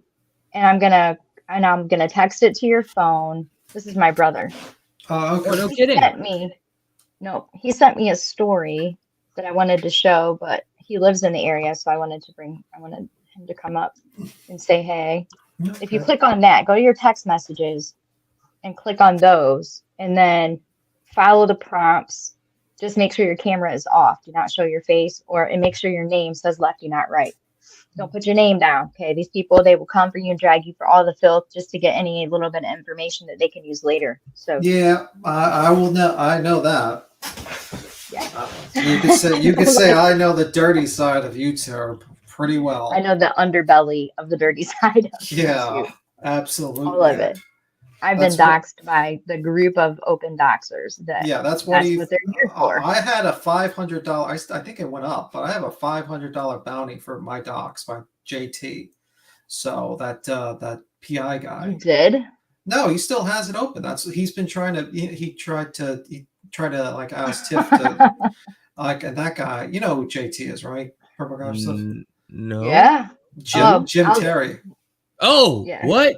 Yeah, that one. Yeah, he's been trying to dox me. That's why I have the tomato, and I don't give information about anything. I don't have. But the thing is, I purposely went online. I got a program to look for any websites or any social media thing or and then I asked them to remove me. So I have been verified to remove me from there. I've asked multiple websites to remove me from there, and I also delete. I make so basic, and I have no pictures online. So Why did he want to get you? because I was on Queen Bees. And he hates anyone on that panel. He will dox anyone that goes on that panel. And plus, Yeah, he didn't dox me, but he did his whole shtick. I don't understand how he built his reputation on doing something that violates the toss here. YouTube is a weird place, man. YouTube doesn't do rules, man. You see these tragedies like these people like them. Yep, it's the Wild West, brother. I know. It's disgusting. It's absolutely disgusting. YouTube takes their cut, and then they don't care. They really don't. That's why we have to do our part to hold platformers accountable if we're supporting them or as a platformer. We set the standard. Yeah. Oh, there's you got to turn your camera off. Oh no, I can let you up here. You've been on my live stream before. You can keep your camera on. Oh, but you know what? You got to change your name. Yeah, what you need to do though, I don't know how you do it, but you have to get like an overlay, like so you can. I got one. Oh, okay, cool. Yep, I got one. Cool. Because you might have a situation like. I need you to change. Oh, I can change your name. I can do it right here. Okay. Check this out. You might have a situation with Patriot who had to deal with some interesting trolls. Yeah. The trolls are out. That's for damn sure. Yeah. Okay, there we go. This is my brother, Lefty Not Right. How you doing? He was busy all day today, moving America's freight, working hard on the railroad that never was. Taking one for the team. Always. Getting the shit trained so all the people get the good ones around you because, some people are just assholes. Some people are lucky. Tis an honor, tired, sir. Man. I appreciate it. Frankly, I am starstruck, and as a result, I am just frozen and paralyzed. I kind of feel silly here. Everyone's on camera, and I'm a tomato avatar, so that's kind of. B10, we're protecting you. You are That's right. You're our weapon, our secret weapon. So we You're a have to keep you precious gem. hidden. Yeah. Yeah. Yeah. Did you hear my big blunder the other day when I said some really ugly shit? People, they're gonna hold this shit to that fucking last dog's run. They're gonna man. get over That's it. okay. They're gonna get No. over it. I mean, like honestly, the thing is, it's probably gonna pass in like 2 days. There's bigger stuff going There's on. so much happening. It's inevitable. I mean, It's Dolly gonna got arrested. Keep coming back. But Lefty, these people do not know how ugly I was at work before my accident. They do not know that Kathy M is I'm back. unfiltered. Oh, how you doing, Can you Kathy? tell these people how ugly I have been? Oh, I'm sorry, Unfiltered. Stephanie. Well, Did you hear me? I just wanted to. comments. Kathy M has Okay. returned. Okay. Yes. Kathy, if you didn't see that, if you need immediate help, if you need somebody to talk to immediately, I want you to send me an email. I have my phone right here. I'm watching for it. Send me an email and I will end this live stream, send you my number, and we can talk. Okay, I want you to know that. I'm watching the chat and I'm watching for an email. In my email, I'm going to type it in here again. Go ahead, Lefty. I was ugly the other day. I said something very ugly because I went over my level 10 and then I jumped off the panel because it wasn't my panel. And the next day, I seen it. did you see it? And I didn't even have time to process it or think about it because there was like trolls. They followed me. Like I went from my chat to, in my chat, something happened. I had an email and 2 or 3 text messages that came in all at the same time from other people about other things. I just got so overwhelmed because people I have respected for a long time were coming at me in such a way that I thought, you don't get to do that. I didn't do it. You know, I did wrong and I'll own up to that. But then they followed me to Progressive Patriots chat. And then I had videos and links of videos and screenshots from Discords and all kinds of shit sent to me. And I thought, why is it some people can say the most vulgar shit all the time on every channel, on every platform, and we're just like, oh, that's just who they are. They get a pass. just like I owned my shit. I still own my shit. I eat it. I bath in it. I've done everything I can do without saying the word. Like the most vile stuff, just like Patriot here. I mean, it's just terrible what this guy says. Look out. These people have said all kinds of shit. You know what I mean? And I'm not saying that what I did is better or should be received easier or that it's not as bad. It's all bad. It's all bad. That's what I want to say. Everything, all of it is bad. I'm just saying I'm frustrated that some people get a fucking lifetime pass in their back pocket to pull out any time. I misunderstood. You misinterpreted me. You twisted those words. Yeah. You're a narcissist who just hates me. There's like a plethora of excuses and people are just like, oh, you've got how many subscribers? That's okay. I'm over that. Yeah. I'm over that shit. It's just like you are the new kid on the block to get the punch at for a while. Yeah. And I deserve it because what I said is pretty vulgar. I knew I was getting heated and I was trying to get off. I was trying to be done with it because I could feel it coming.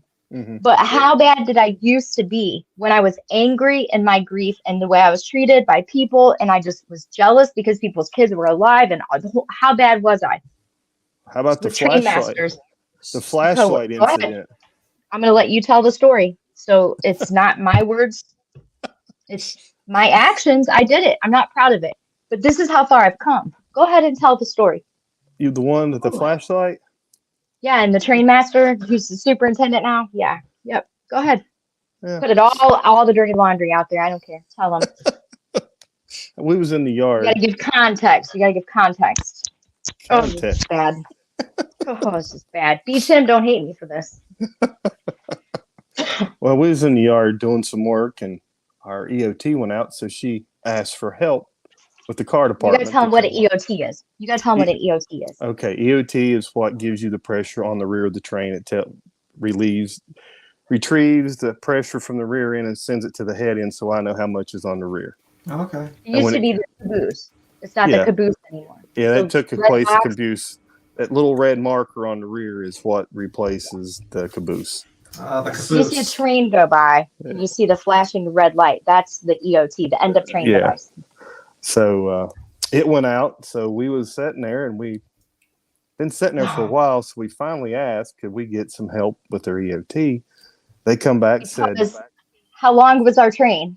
And it was cold as hell out. I was about 13. I'm gonna say 11 or 12,000 feet long because we was doubling up. Yeah. You had the whole And- town blocked just about. And we asked somebody to come out and help, and they said they couldn't do it, that the conductor was going to have to go back and do the work. Well, it wasn't a minute later, 2 minutes later, 3 other trains started asking, hey, we need some help with our EOT. We need some help with our EOT. And the carbon supervisor said, no problem. We'll get somebody out there right away. The men were asking for help. And I had already worked hours working my ass off to build this train, to knock out the shop cars, to connect all the hook, get the airflow. Right. And there's people that get paid in the yard with vehicles to come and help us with those big long trains so that we get them built and we get them out of the yard. Yeah. We get towns not blocked, right? So I'm the only female on the ground working, trying to get my train built. That's and right. hollered a couple times and said, hey, can somebody come check the marker? Can somebody come give us a dump test? Which is how we check the brakes on the train before we depart the yard. And everything I said, every time I asked, it was like, no, we don't have anyone available. You gotta have to do that yourself. Okay, all right, no big deal. Right. But then a second later, a guy I can see him, like that's how close we are. And our train rear ends are at the same freaking direction. He could have taken both of us at the same time, but I was like, nope. So they go help them. Go ahead, keep going. I'm just giving context because they don't know train lingo, railroad lingo. I'm not good on I'm not good live anyway. So I think most of that's probably like flying over some people's heads, especially mine. I'm like, oh, the train, the caboose. The only thing I remember is the caboose because it sounds like a joke. Right. I have the ability. I have like the humor of a 14-year-old boy. I can show a video, show you what I'm talking about, but there's no cabooses anymore. It's a red box. And then so conductors have to ride on the side of a car to go from one part to the other while you're in the yard building your train, your outbound train. You have to hang on to the side of a car to get where you're going because the train links have doubled and tripled. And so I'm at the back trying to arrange my end of train device so that we can then do our dump test. We can test our brakes to make sure that all the brakes apply when the engineer, mashes buttons and whatnot. And so take it from there. Well, at that point, they wouldn't. They told her she's going to have to get a ride to the rear end, but then they said, well, we're just going to have everything blocked. So we're going to pull our train out so we can block the whole town, her to drop off at the first crossing. And I was going to pull by and she could reset the EOT to arm it up. So at that point, I started pulling out. I dropped her off. And about that time, I think it was a car supervisor showed up because they told him, well, you need to go out there and take her to the head end when she's done. Because now we got all the yard blocked and the yard jobs could not get their work done. So we had the biggest train in the yard. I mean, our train was like 2 miles long. Right. A little over 2 miles long. So we pulled out and she was back there and that guy shows up and it was getting dark. So she had this flashlight. She had just got it. Mm-hmm. And yeah, brand new. She got angry and she threw it at him. Did it hit him? Oh, yeah. Yeah, it hit him. It hit him. In the cranial region? No, not really. Not so much. I'm short. I'm only 5 foot tall. But the reason I got mad was because he's new. This dude just hired on. And they gave him a supervisor's position for the car department, which is not my job or anything to do with my job. I'm actually doing their job. They have car department that's supposed to go out and do this stuff to help trains that are departing. That's what they're there for. They help you. They're a supportive role. So I'm told, no. They don't have anyone available. Okay, I can deal with that because I don't bitch and whine and cry. I get the shit done and then we go. Right. And so all the guys in the yard with their small trains are getting help. Just, here they come. And I'm like, I knew. I even told Lefty, I said, at some point, we're going to tie up the whole yard. So their decisions. We'll let them suffer it. And so when this dude shows up, first thing he says to me is, are you having a problem with your EOT? Are you fucking kidding me? Am I having a problem with the EOT? That's why you're here, bucko. So the glad hand that's on the EOT that's supposed to hook up the hose that's supposed to hook up to the hose that's on the train, they had the wrong glad hand on it. And so it's dark out and it's just a tiny, the inside hole where the holes connect for the airflow is just, it's like from the size of a quarter to the size of a nickel, but it's dark out, so you can't really see that. So of course it doesn't fit. So he's like, are you having some trouble with your EOT? I'm like, are you a fucking genius? It's kind of what I said to him. Like, I don't need the crap talk and the ugliness. Just help me get this EOT together and let me go. And then he said, do you need some light? And he was standing like 5 feet away from me. Like he was afraid to get dirty.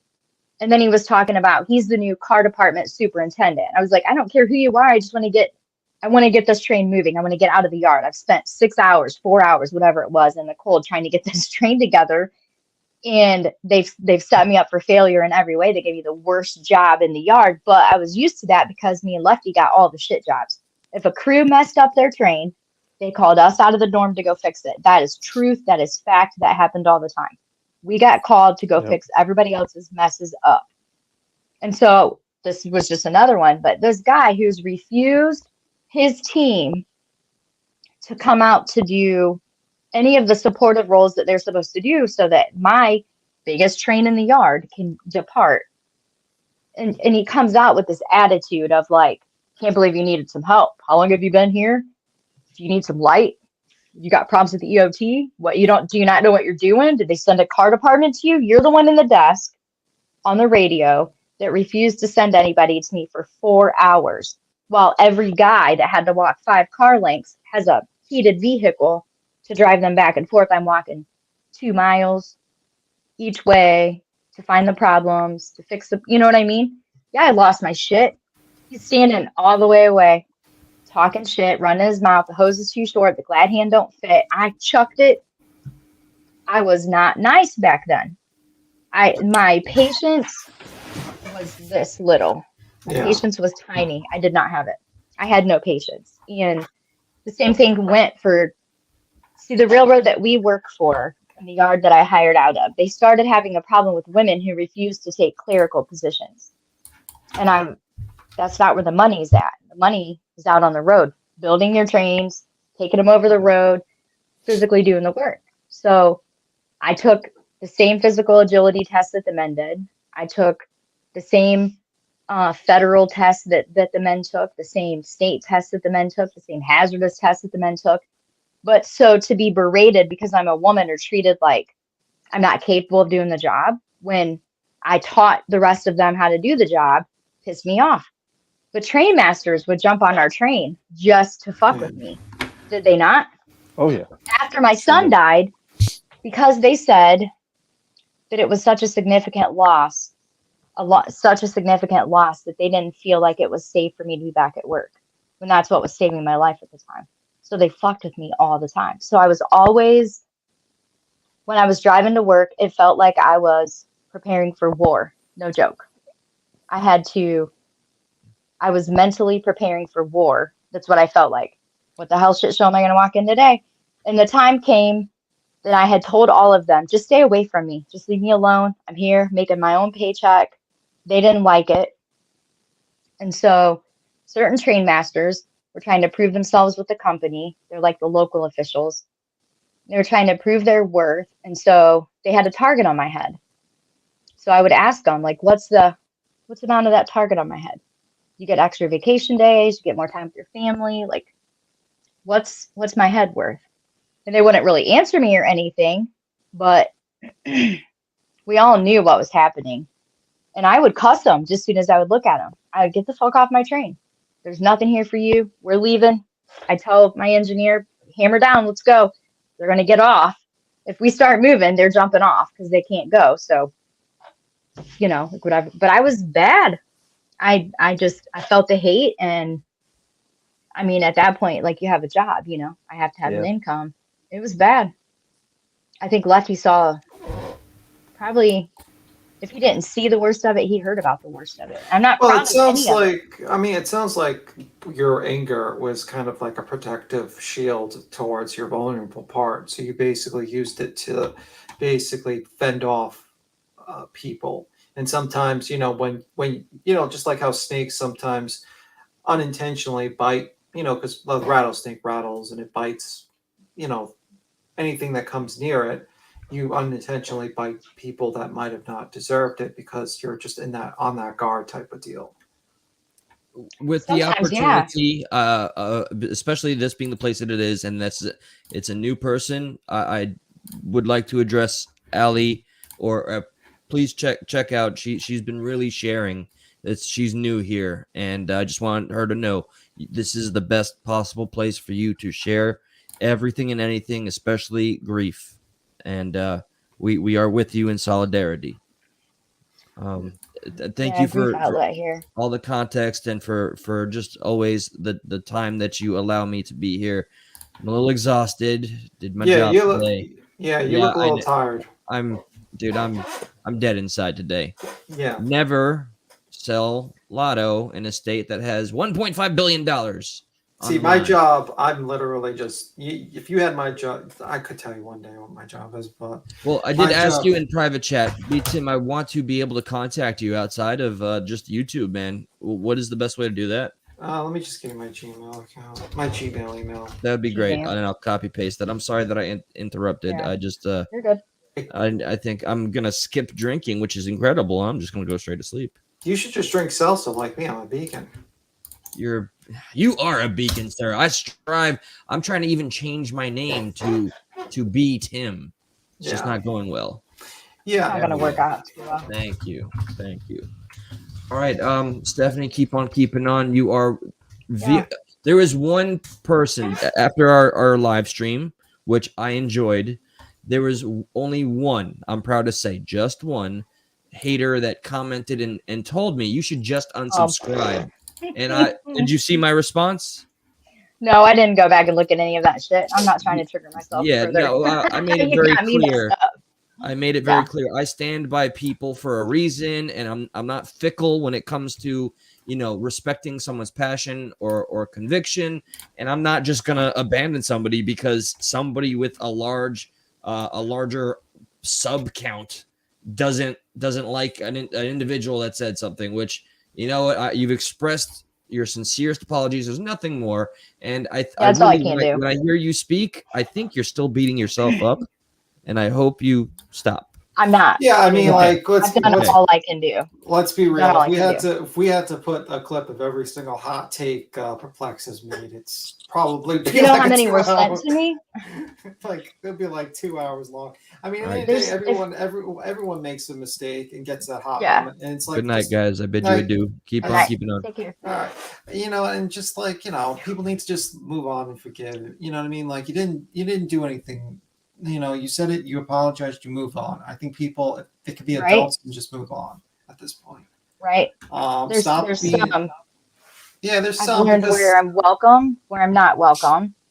You know, where I can go, where I can't go, and people that are gonna throw it out there every time. You know, every time they need something to wrap around them. Like at work, I did maybe, you know, use it as a shield because there was so many people that were gunning for me as a you know, I've had the most seniority in that whole area, that whole job, you know, the pool or whatever, we called it a pool, a dedicated route. But so I was, you know, I had the most seniority in my job there, and so there was a lot of different parts that were coming and going.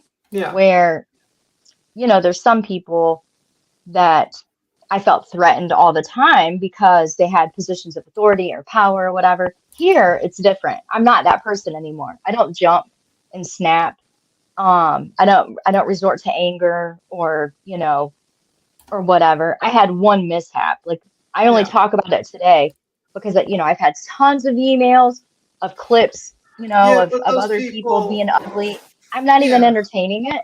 Yeah. I'm just kind of like, I know where I'm welcome and where I'm not. And you know what, if anything, that drew boundaries for me, and it showed me where I can go and where I can't go, where people are going to give other people a lifetime free pass because of their subscriber numbers, But you know what, that and they're not person going to that give me one.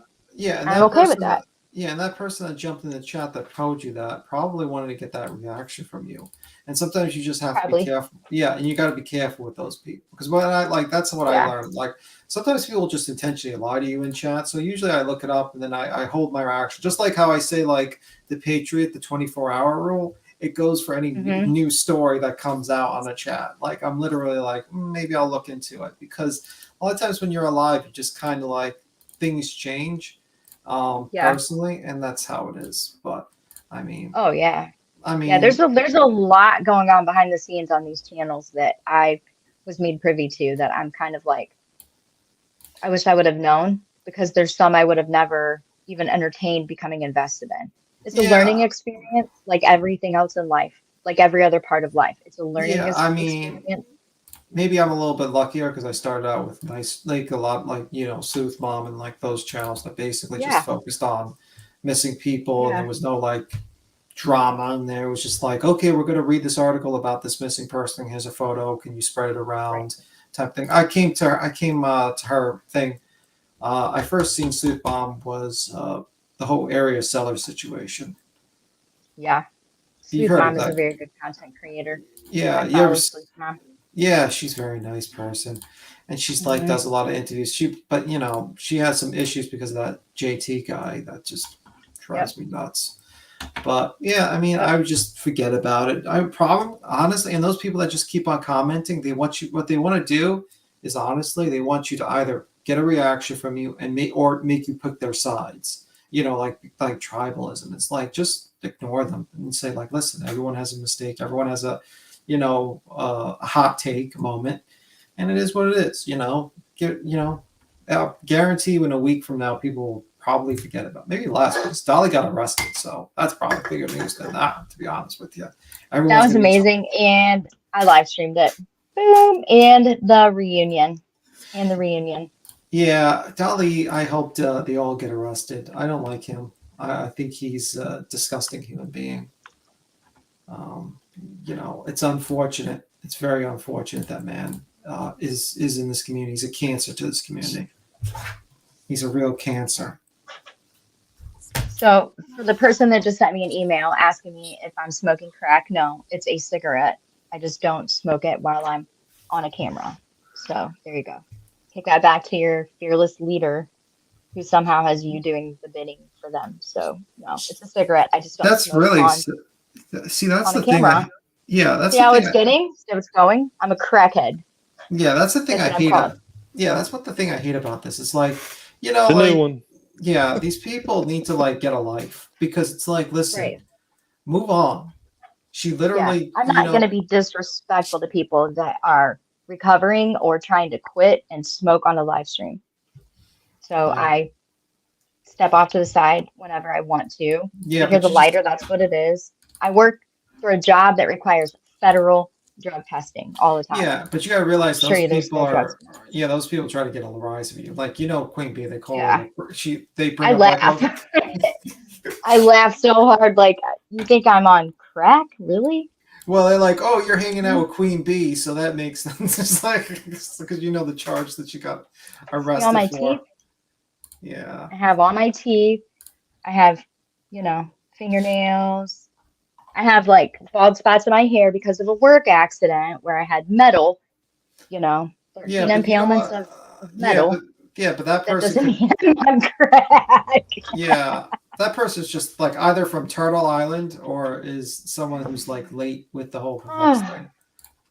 Yeah, they're from that channel. It's the same people. I keep thinking of names. I copy and paste them on a note in Daisy, my laptop. It's a genius for me. And I can go back to, the screen names that come into the chat that I've blocked, and it's just a game for them. But Yeah, it is a game, and unfortunately, it's like these people don't realize what they're doing. They're really just fucking. What I mean? yeah. Like, They're making themselves look really stupid. I'm not going to go anywhere until I want to go somewhere. I know where I can go, where I'm welcome, where my mistake will forever be you know, she's a bad person. Like, I was a bad person for a moment, but I'm not going to carry it with me because other people refuse to accept an apology. I hurt them. I've apologized for that. That's all I can do. I can apologize and do better. I don't think you're a bad person. That's I ridiculous. was at that moment. I was not a nice person. My We all anger have, just yeah, but I'm saying, like, you know, you acknowledge it. Sometimes we just get like the ugly side of ourselves. You know, like, you know, I have the Lefty's same. laughing because he's like, y'all don't even know. Yeah, Lucky's like, okay, I'm gonna get the exposed Yeah. file out. Yeah. No, Yeah. Like, I'll never do Lefty, that. how ugly. I was at Lefty's house, okay, when Molly Golightly and her crew of misfits went to Tennessee the first time around Christmas. And you know, Robin is my friend, and I have a family member that lives down there. And I went into complete panic mode because Yep. there were so many YouTubers down there. And because Don and Candace were kind of shut into their house, people were bringing stuff to them, right? Yeah. So my Nana lives in Kingsport and is friends with Robin. Yeah. Can you imagine how scared I was to find out that you had 7, 8, 9, 10, 12 YouTubers that went down there right before Christmas? They went down there right after New Year's Eve. Yeah. They were down there in February for Summer's birthday. They went down there in June for the 1-year anniversary of Summer's disappearance. They got so desperate for content, B10, they started following people around that had anything to do with Summer Wells case. It's So disgusting. Don Wells went to jail. Candace went into hiding. Nobody's at the Hill. Right. So Robin got followed. Other people got followed. Knowing that Robin's going to go to my Nana's house scared the shit out of me.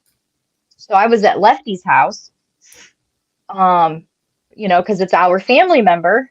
And I called him. Did I not call you? And said, we got to go get Nana right now. As soon as the YouTubes start blowing up about YouTubers are going down to Hawkins County, I called Lefty. You got to take days off work. I can feel it coming now. You got to go get Nana out of there, because all it's going to take is one person to, you know, latch on to anybody like Robin and start following them over. And then what's going to happen at my Nana's house? That's why I care so much about this shit, about people picketing and going crazy at someone's house for no reason, because Nana's down there. And if this shit happens at Nana's house, I mean, hello, Ronnie Lawson. Hello, Ronnie Lawson, who is like the worst law enforcement official in the history. I mean, all the shit that he's been hiding, all the stuff that's coming out now. Yeah. I told people some of this stuff months ago whenever I brought it to Lefty and was like, is this the same Ronnie Lawson, right? You know what I mean? Now it's all coming out and people are like, holy fuck. So when all that stuff starts happening again, I go into a panic and I call him. Like, we got to go get Nana the fuck out of there because it's Nana. You know what I mean? Yeah. That's why I panic so much. And when I've spent time talking to a content creator that's like, I'm not that person. I'm never going to do that. I'm not going to do that. And then I see it. I'm just like, you know, I mean, are they going to stop in Hawkins County on the way back? Because that's been the rumor for like 2 weeks now, that they're going to stop by Hawkins County on the way back. Right. I mean, I go into emergency mode because everybody I've lost in my life has been without warning when nobody's expecting it. And it's been a perfect storm of shit that has caused an accident, a shooting, a tragedy, ultimately a death. So worst case scenario, I live in worst case scenario. And that's the truth of why I panicked and said really ugly shit. Well, I mean, also you were just put in that shock moment. I mean, like when I was talking to her, when Perplex, I was talking to her, I was basically like saying, we're like, do not go down there. It's going to be a shit show. And lo and behold, I was absolutely correct. I was proven correct. It was a shit. It's a shit show. You literally have a woman that was just assaulted by a dolly, like, and you have a crowd, because that's what I was thinking. It's like, you know, like how Perplex was explaining it was like, I'm going to go in a bush and I'm going to pull out a phone and I'm going to record them. And I'm like, Perplex, I'm like thinking to myself, I know you. You're not going to just sit there. You're going to argue with these people. You're going to get into a situation where you're arguing with them. And you're probably going to get punched in the face by a random person. And it's like, I don't want this. I mean, like, I don't want to get punched in the face because some random person, because that's the thing, like, people don't understand mob mentality. If you got like 15 people that think you're defending a child murderer, they'll justify attacking you. they'll justify doing the most terrible things to you.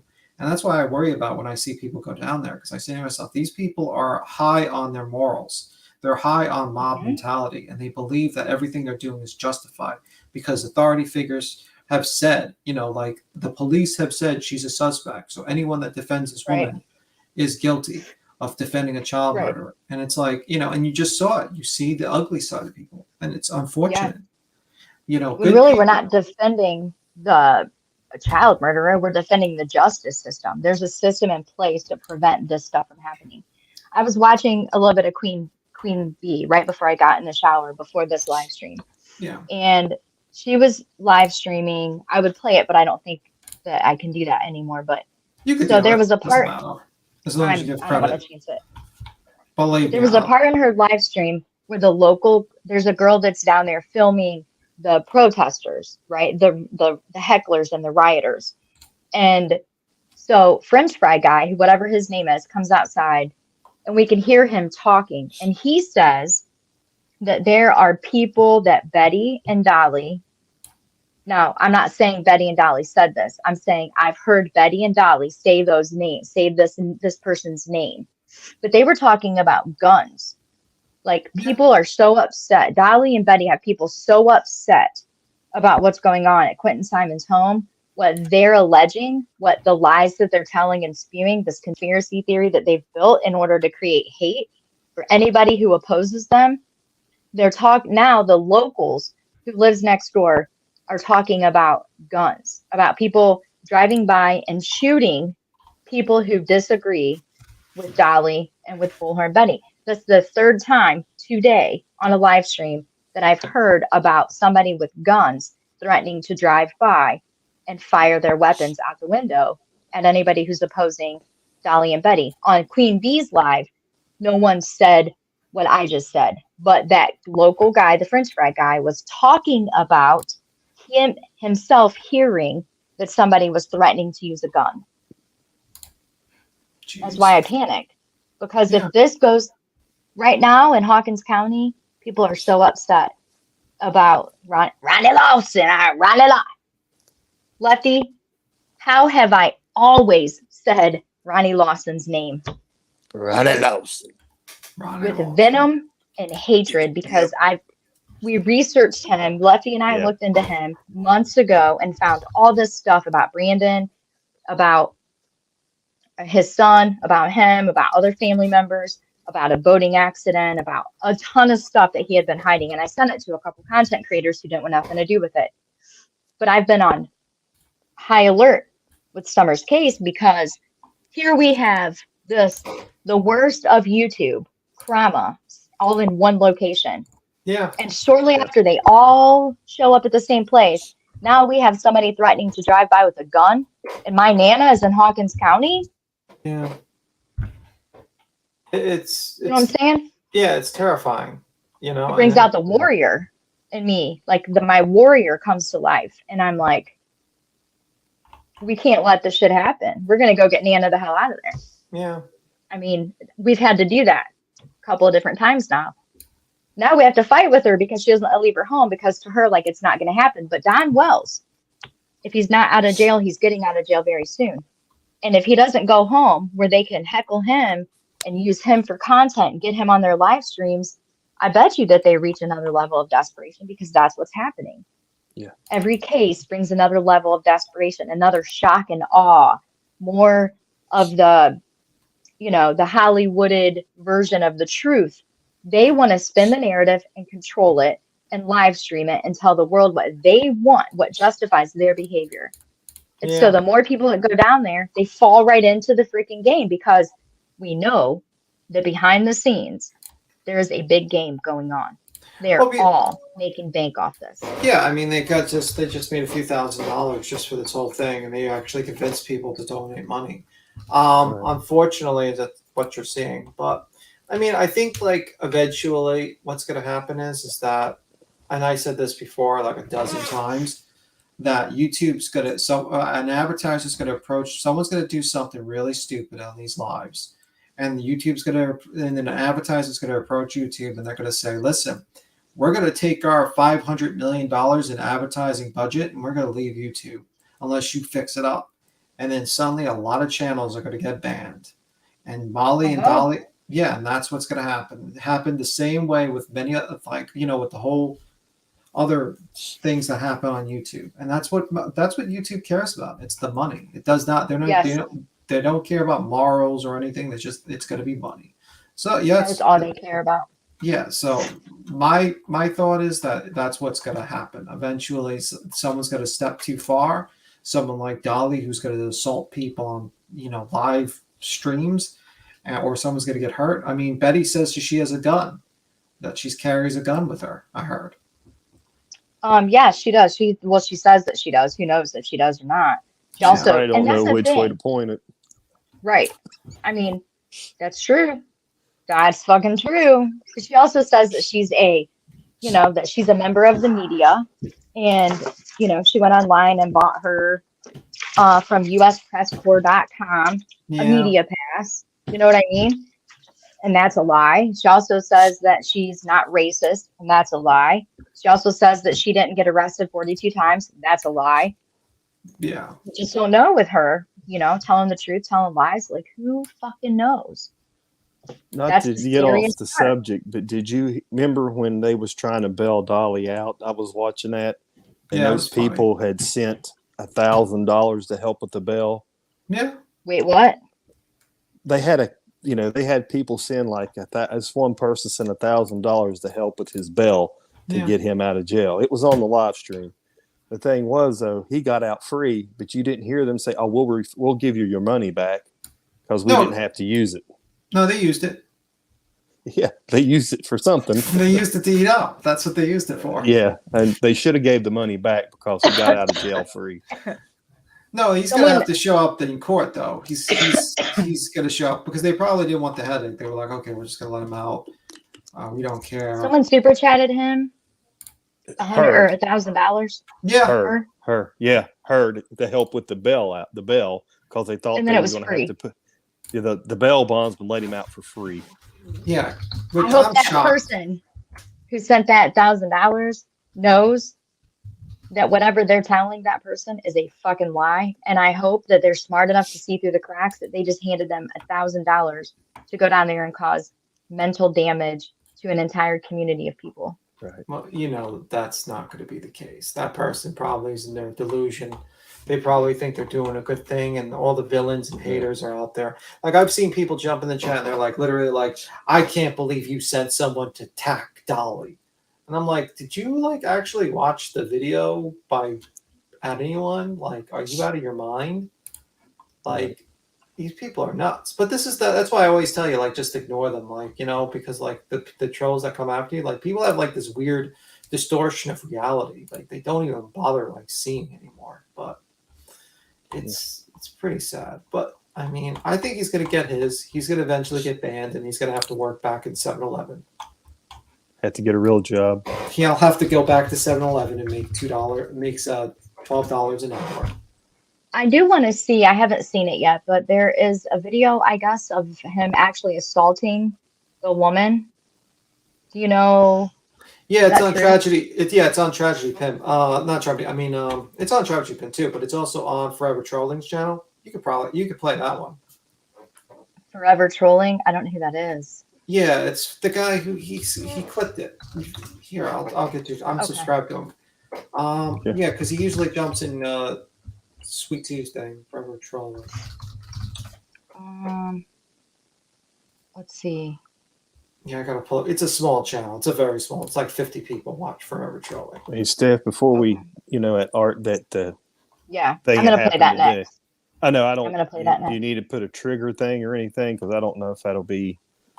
I have one in my description thing there. Yeah, I don't know if it'll get hurt. Get to somebody on this one. What's wrong? Yeah, down near where Lefty lives there was an accident. I'm gonna play that. That's terrible. I'll just play Chronicles of the Shady. He has it. Okay, you have it. You want to play it? That'd be awesome. Yeah, sure. I want to see how this actually happened. I'm surprised you didn't see it. I was at work. I was doing my job, because I was during my lunch break. Well, technically, we don't get lunch. We just work through our lunch usually. So We know that. that's how it is. Let me We see. don't work. We don't get a lunch either. That's for sure. Yeah, lawyers don't like that. Let me see. Yeah, it's called I call him Jaundice for all. That's forever. So do I. That's his new name, especially at the Halloween special. That was the most funniest Halloween special I've ever seen in my life. Okay. All right, that's the video, by the way. Okay, I got it up there. Go ahead and hit play. I didn't even know I had this on the bullhorn. So that's the lady's car. This is the police. Okay, that woman with the bullhorn, that's hers. Yeah. Okay. She's been down there screaming at the hecklers. Yeah. Now they're attacking her car. Damn, they are lit. It's gonna be a long fucking day.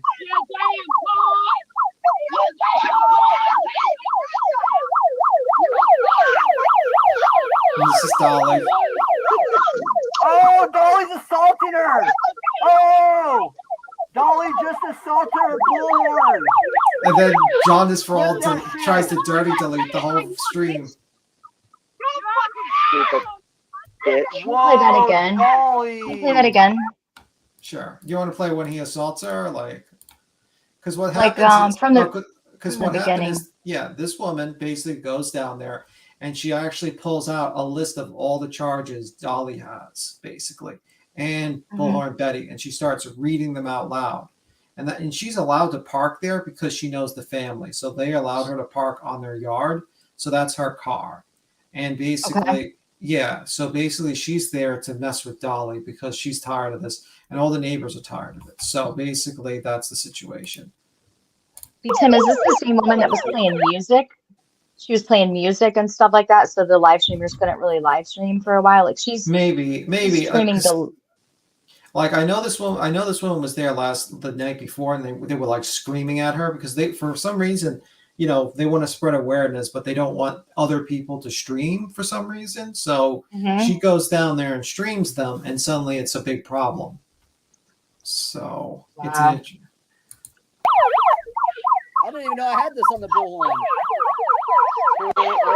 And she's like live streaming with The Queen. police. We have you surrounded.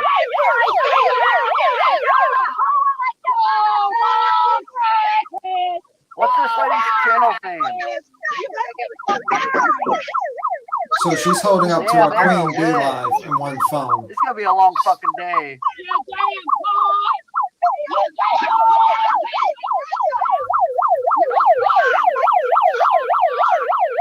He's a big man, huh? Oh, Dolly's assaulting her. Oh, Dolly just assaulted her bullhorn.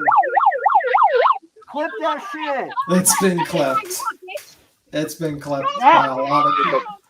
Yeah. Whoa, Dolly. And then he tries to look at Jaundice's Dolly face. just got physical.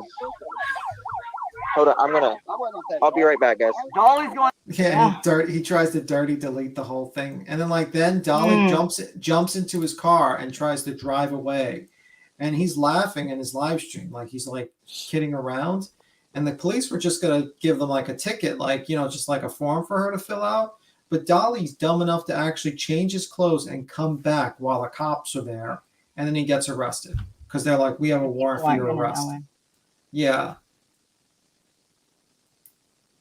I wish a motherfucker would. And you know Dolly what's thinks he's somebody big, don't he? He thinks he's tough. And do you know what's messed up? Quentin's the grandfather died. What? Yeah, Quentin's grandfather's dead. Died yesterday. Billy Joe's husband or another grandfather? I think Billy Joe's husband.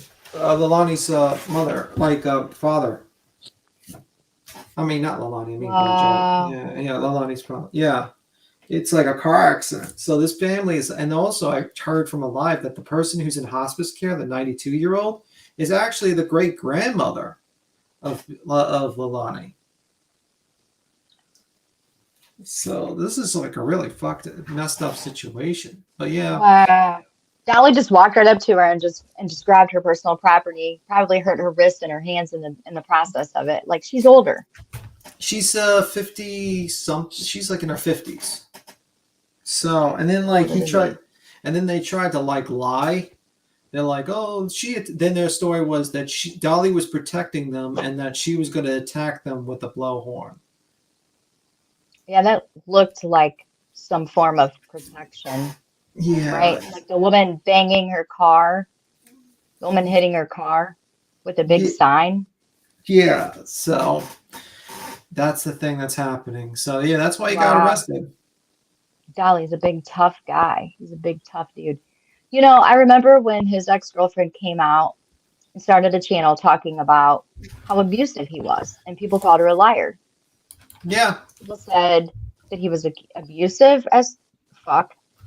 She said that he had done a little bit of time in the county jail for abusing her. She had photos, and people called her a liar.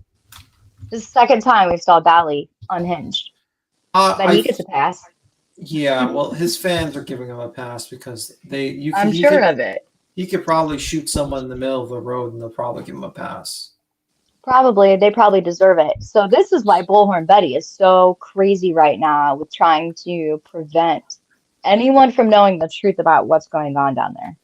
Yeah, pretty much. He actually is spinning a narrative that Dolly was somehow protecting somebody. Yeah, that's what they're saying. That's exactly what they said. They tried to say that to the press as well. Wow. Yeah, that's what their plan is. And it says the authorities investigate after grandfather's missing Savannah was struck by a car and killed. According to Burke County Sheriff's Office, the incident happened Wednesday morning. On Thursday, authorities confirmed the victim had been identified as Henry Bob Moss Sr. So, yeah, this is the grandfather of the missing Savannah toddler. Oh, shit. I accidentally kicked B-Tim. Oh.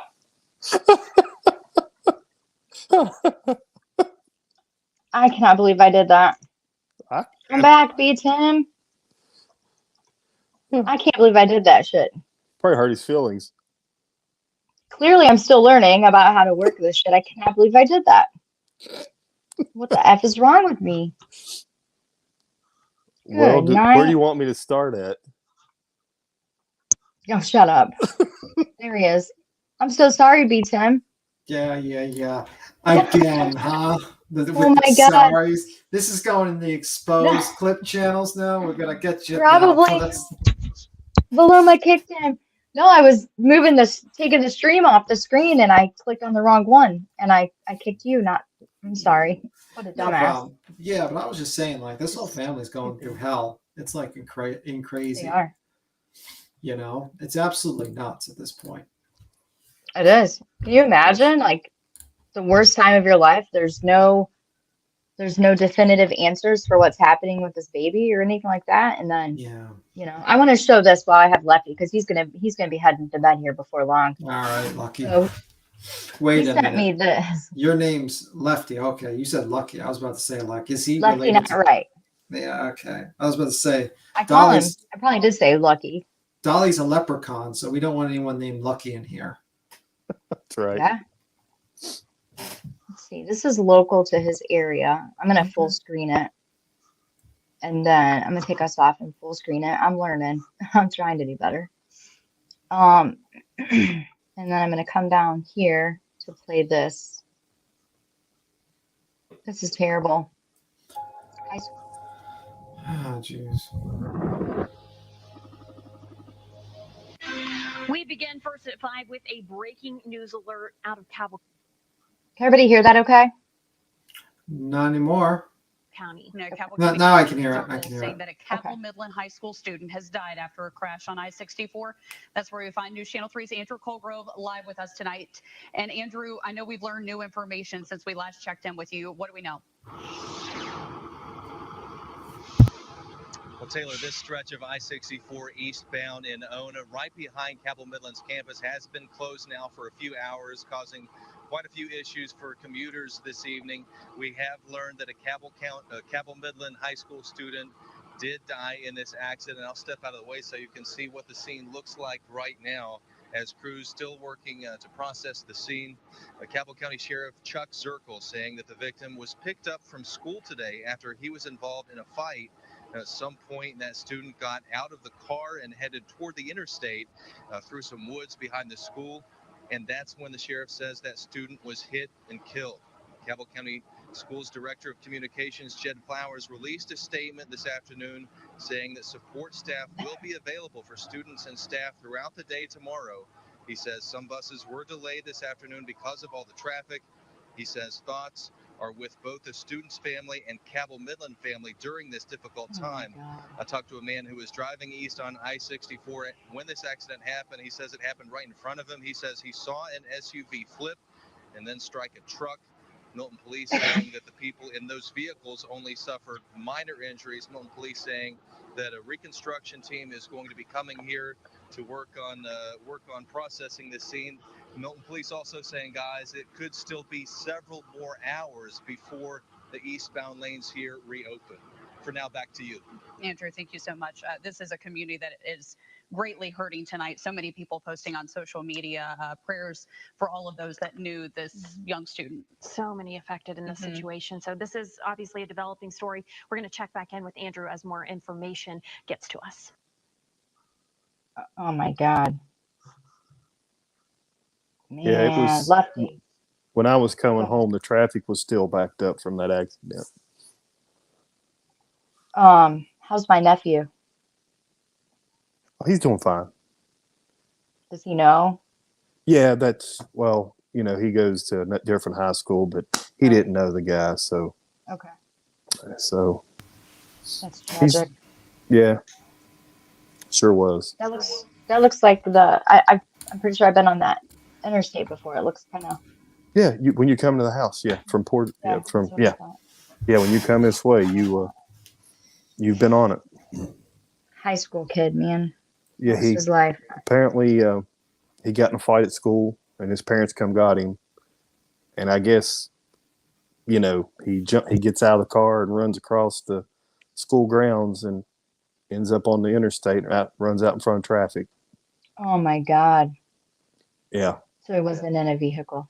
No. He was on foot. He he probably ran, I'm going to say, a quarter mile. That's how, far from the high school is from the interstate up an embankment. That's 70 mile an hour traffic too. So. Man. Yeah. Prayers to his family. I'm glad you sent it to me. I watch for stuff like that down in that area, but you're usually good about sending it to me right away. Yeah. The policeman that got there, they was trying to do CPR, but it was too late. There's not much you can do. Man. Yeah. So young. Yeah. Yeah. So. Thanks for sending it. I'll keep following up with it. I'm going to click follow on the link there. Okay. Yeah, I think there's another channel too, news channel also. It was WCSH Channel 8 News down here too. Has had some, a little bit more details, but not much. Yeah. Poor kid. Yeah. I hope his parents didn't see him. Yeah. All right. Yeah, that's just terrible.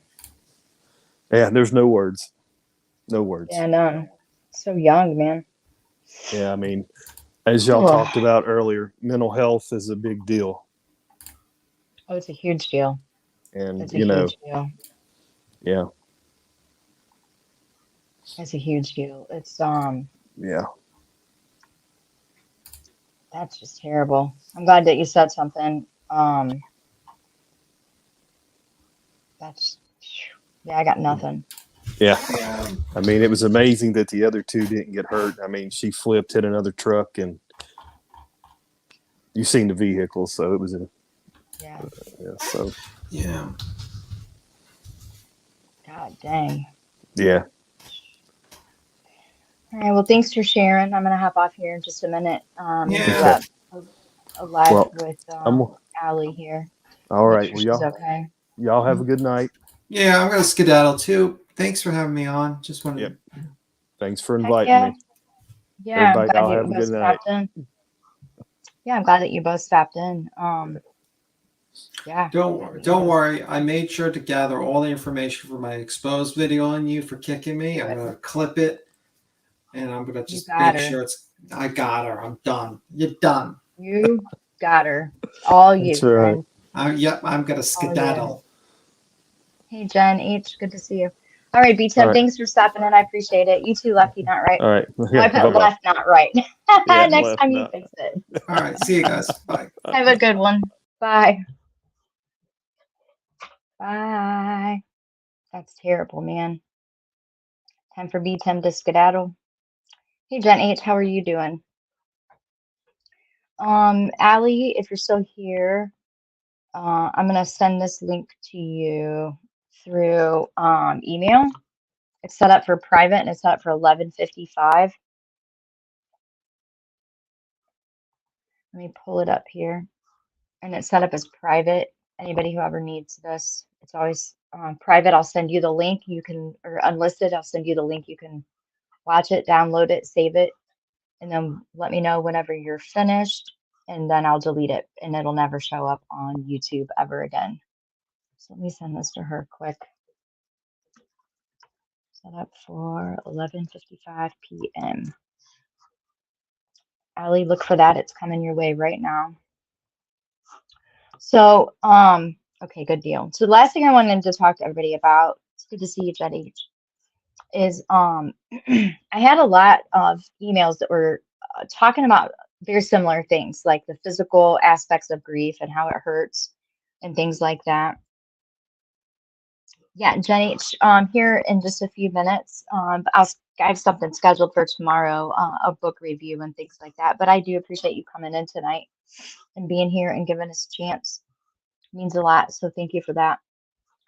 But what I wanted to share with everybody before I go really quick is there's in the description area of this video, also in the about section on the channel page, you'll find links for Balance products, step-by-step exploring videos, I believe is what it is, at gmail.com.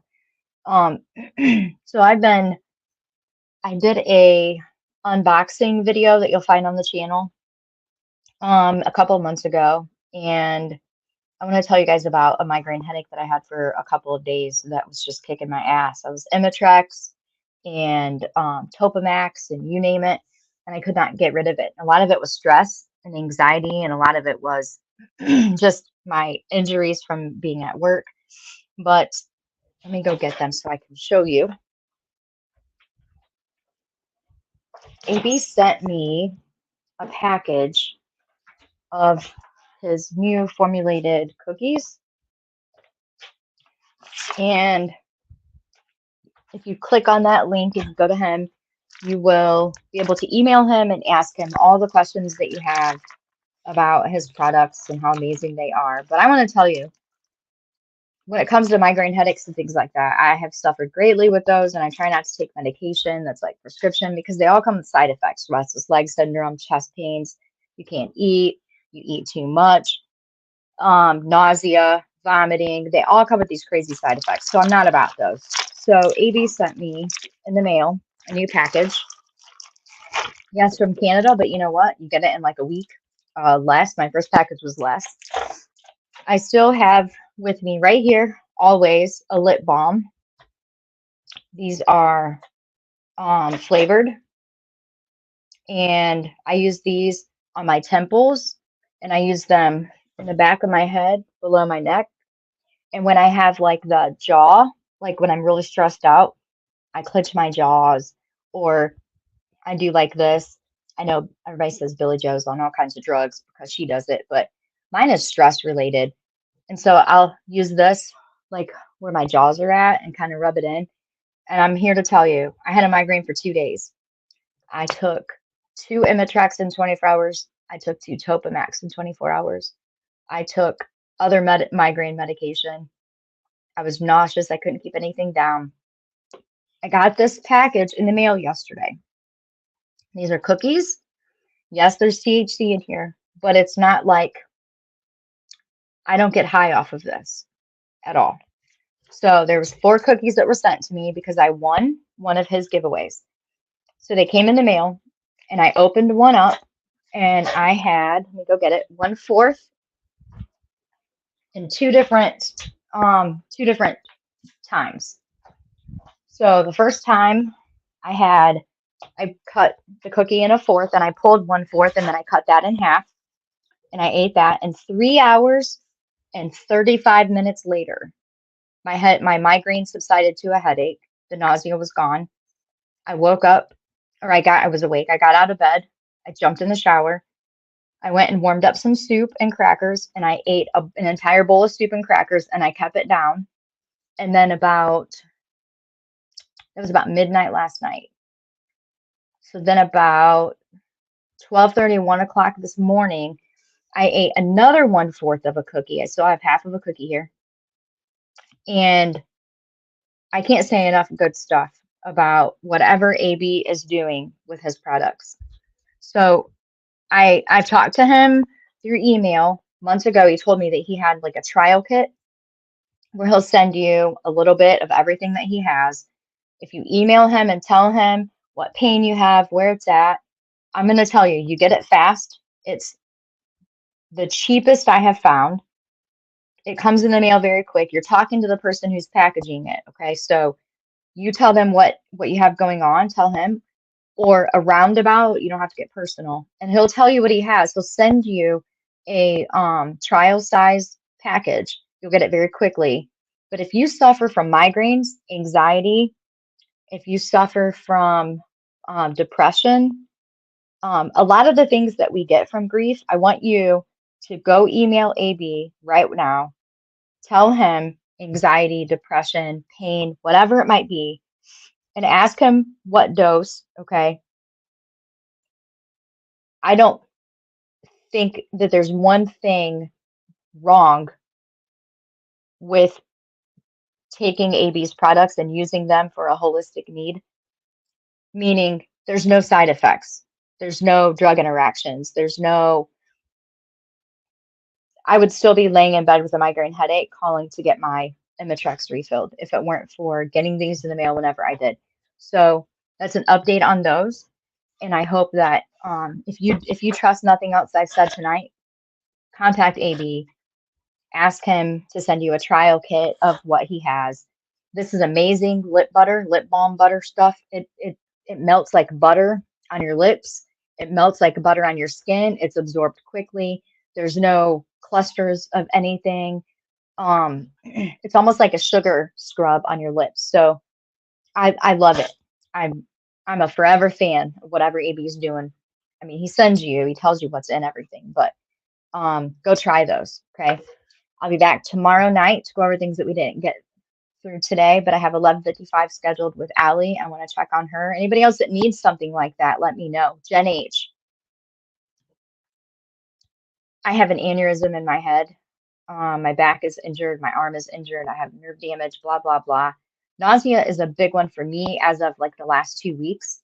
And when a 1/4 of a 1/4, I eat and I keep it down and I'm not nauseous and I go to sleep fine and I'm not high or buzzed or any of those things, like smoking marijuana, I guess would give you. I don't feel any of those things. It's just like a calm peacefulness. It's like a warm and fuzzy, feel better. Things don't hurt. The nausea and the vomiting and all of that stuff goes away. I mean, I just can't say enough good things about it.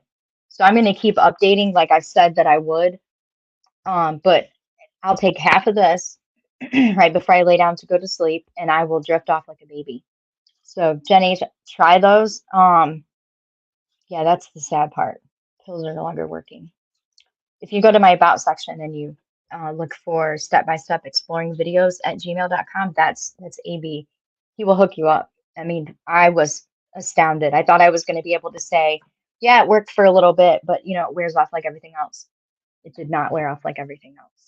So I want to get with Allie 11:55, so I'm going to go ahead and be done now. Remember, your record for getting through the bad times is 100%.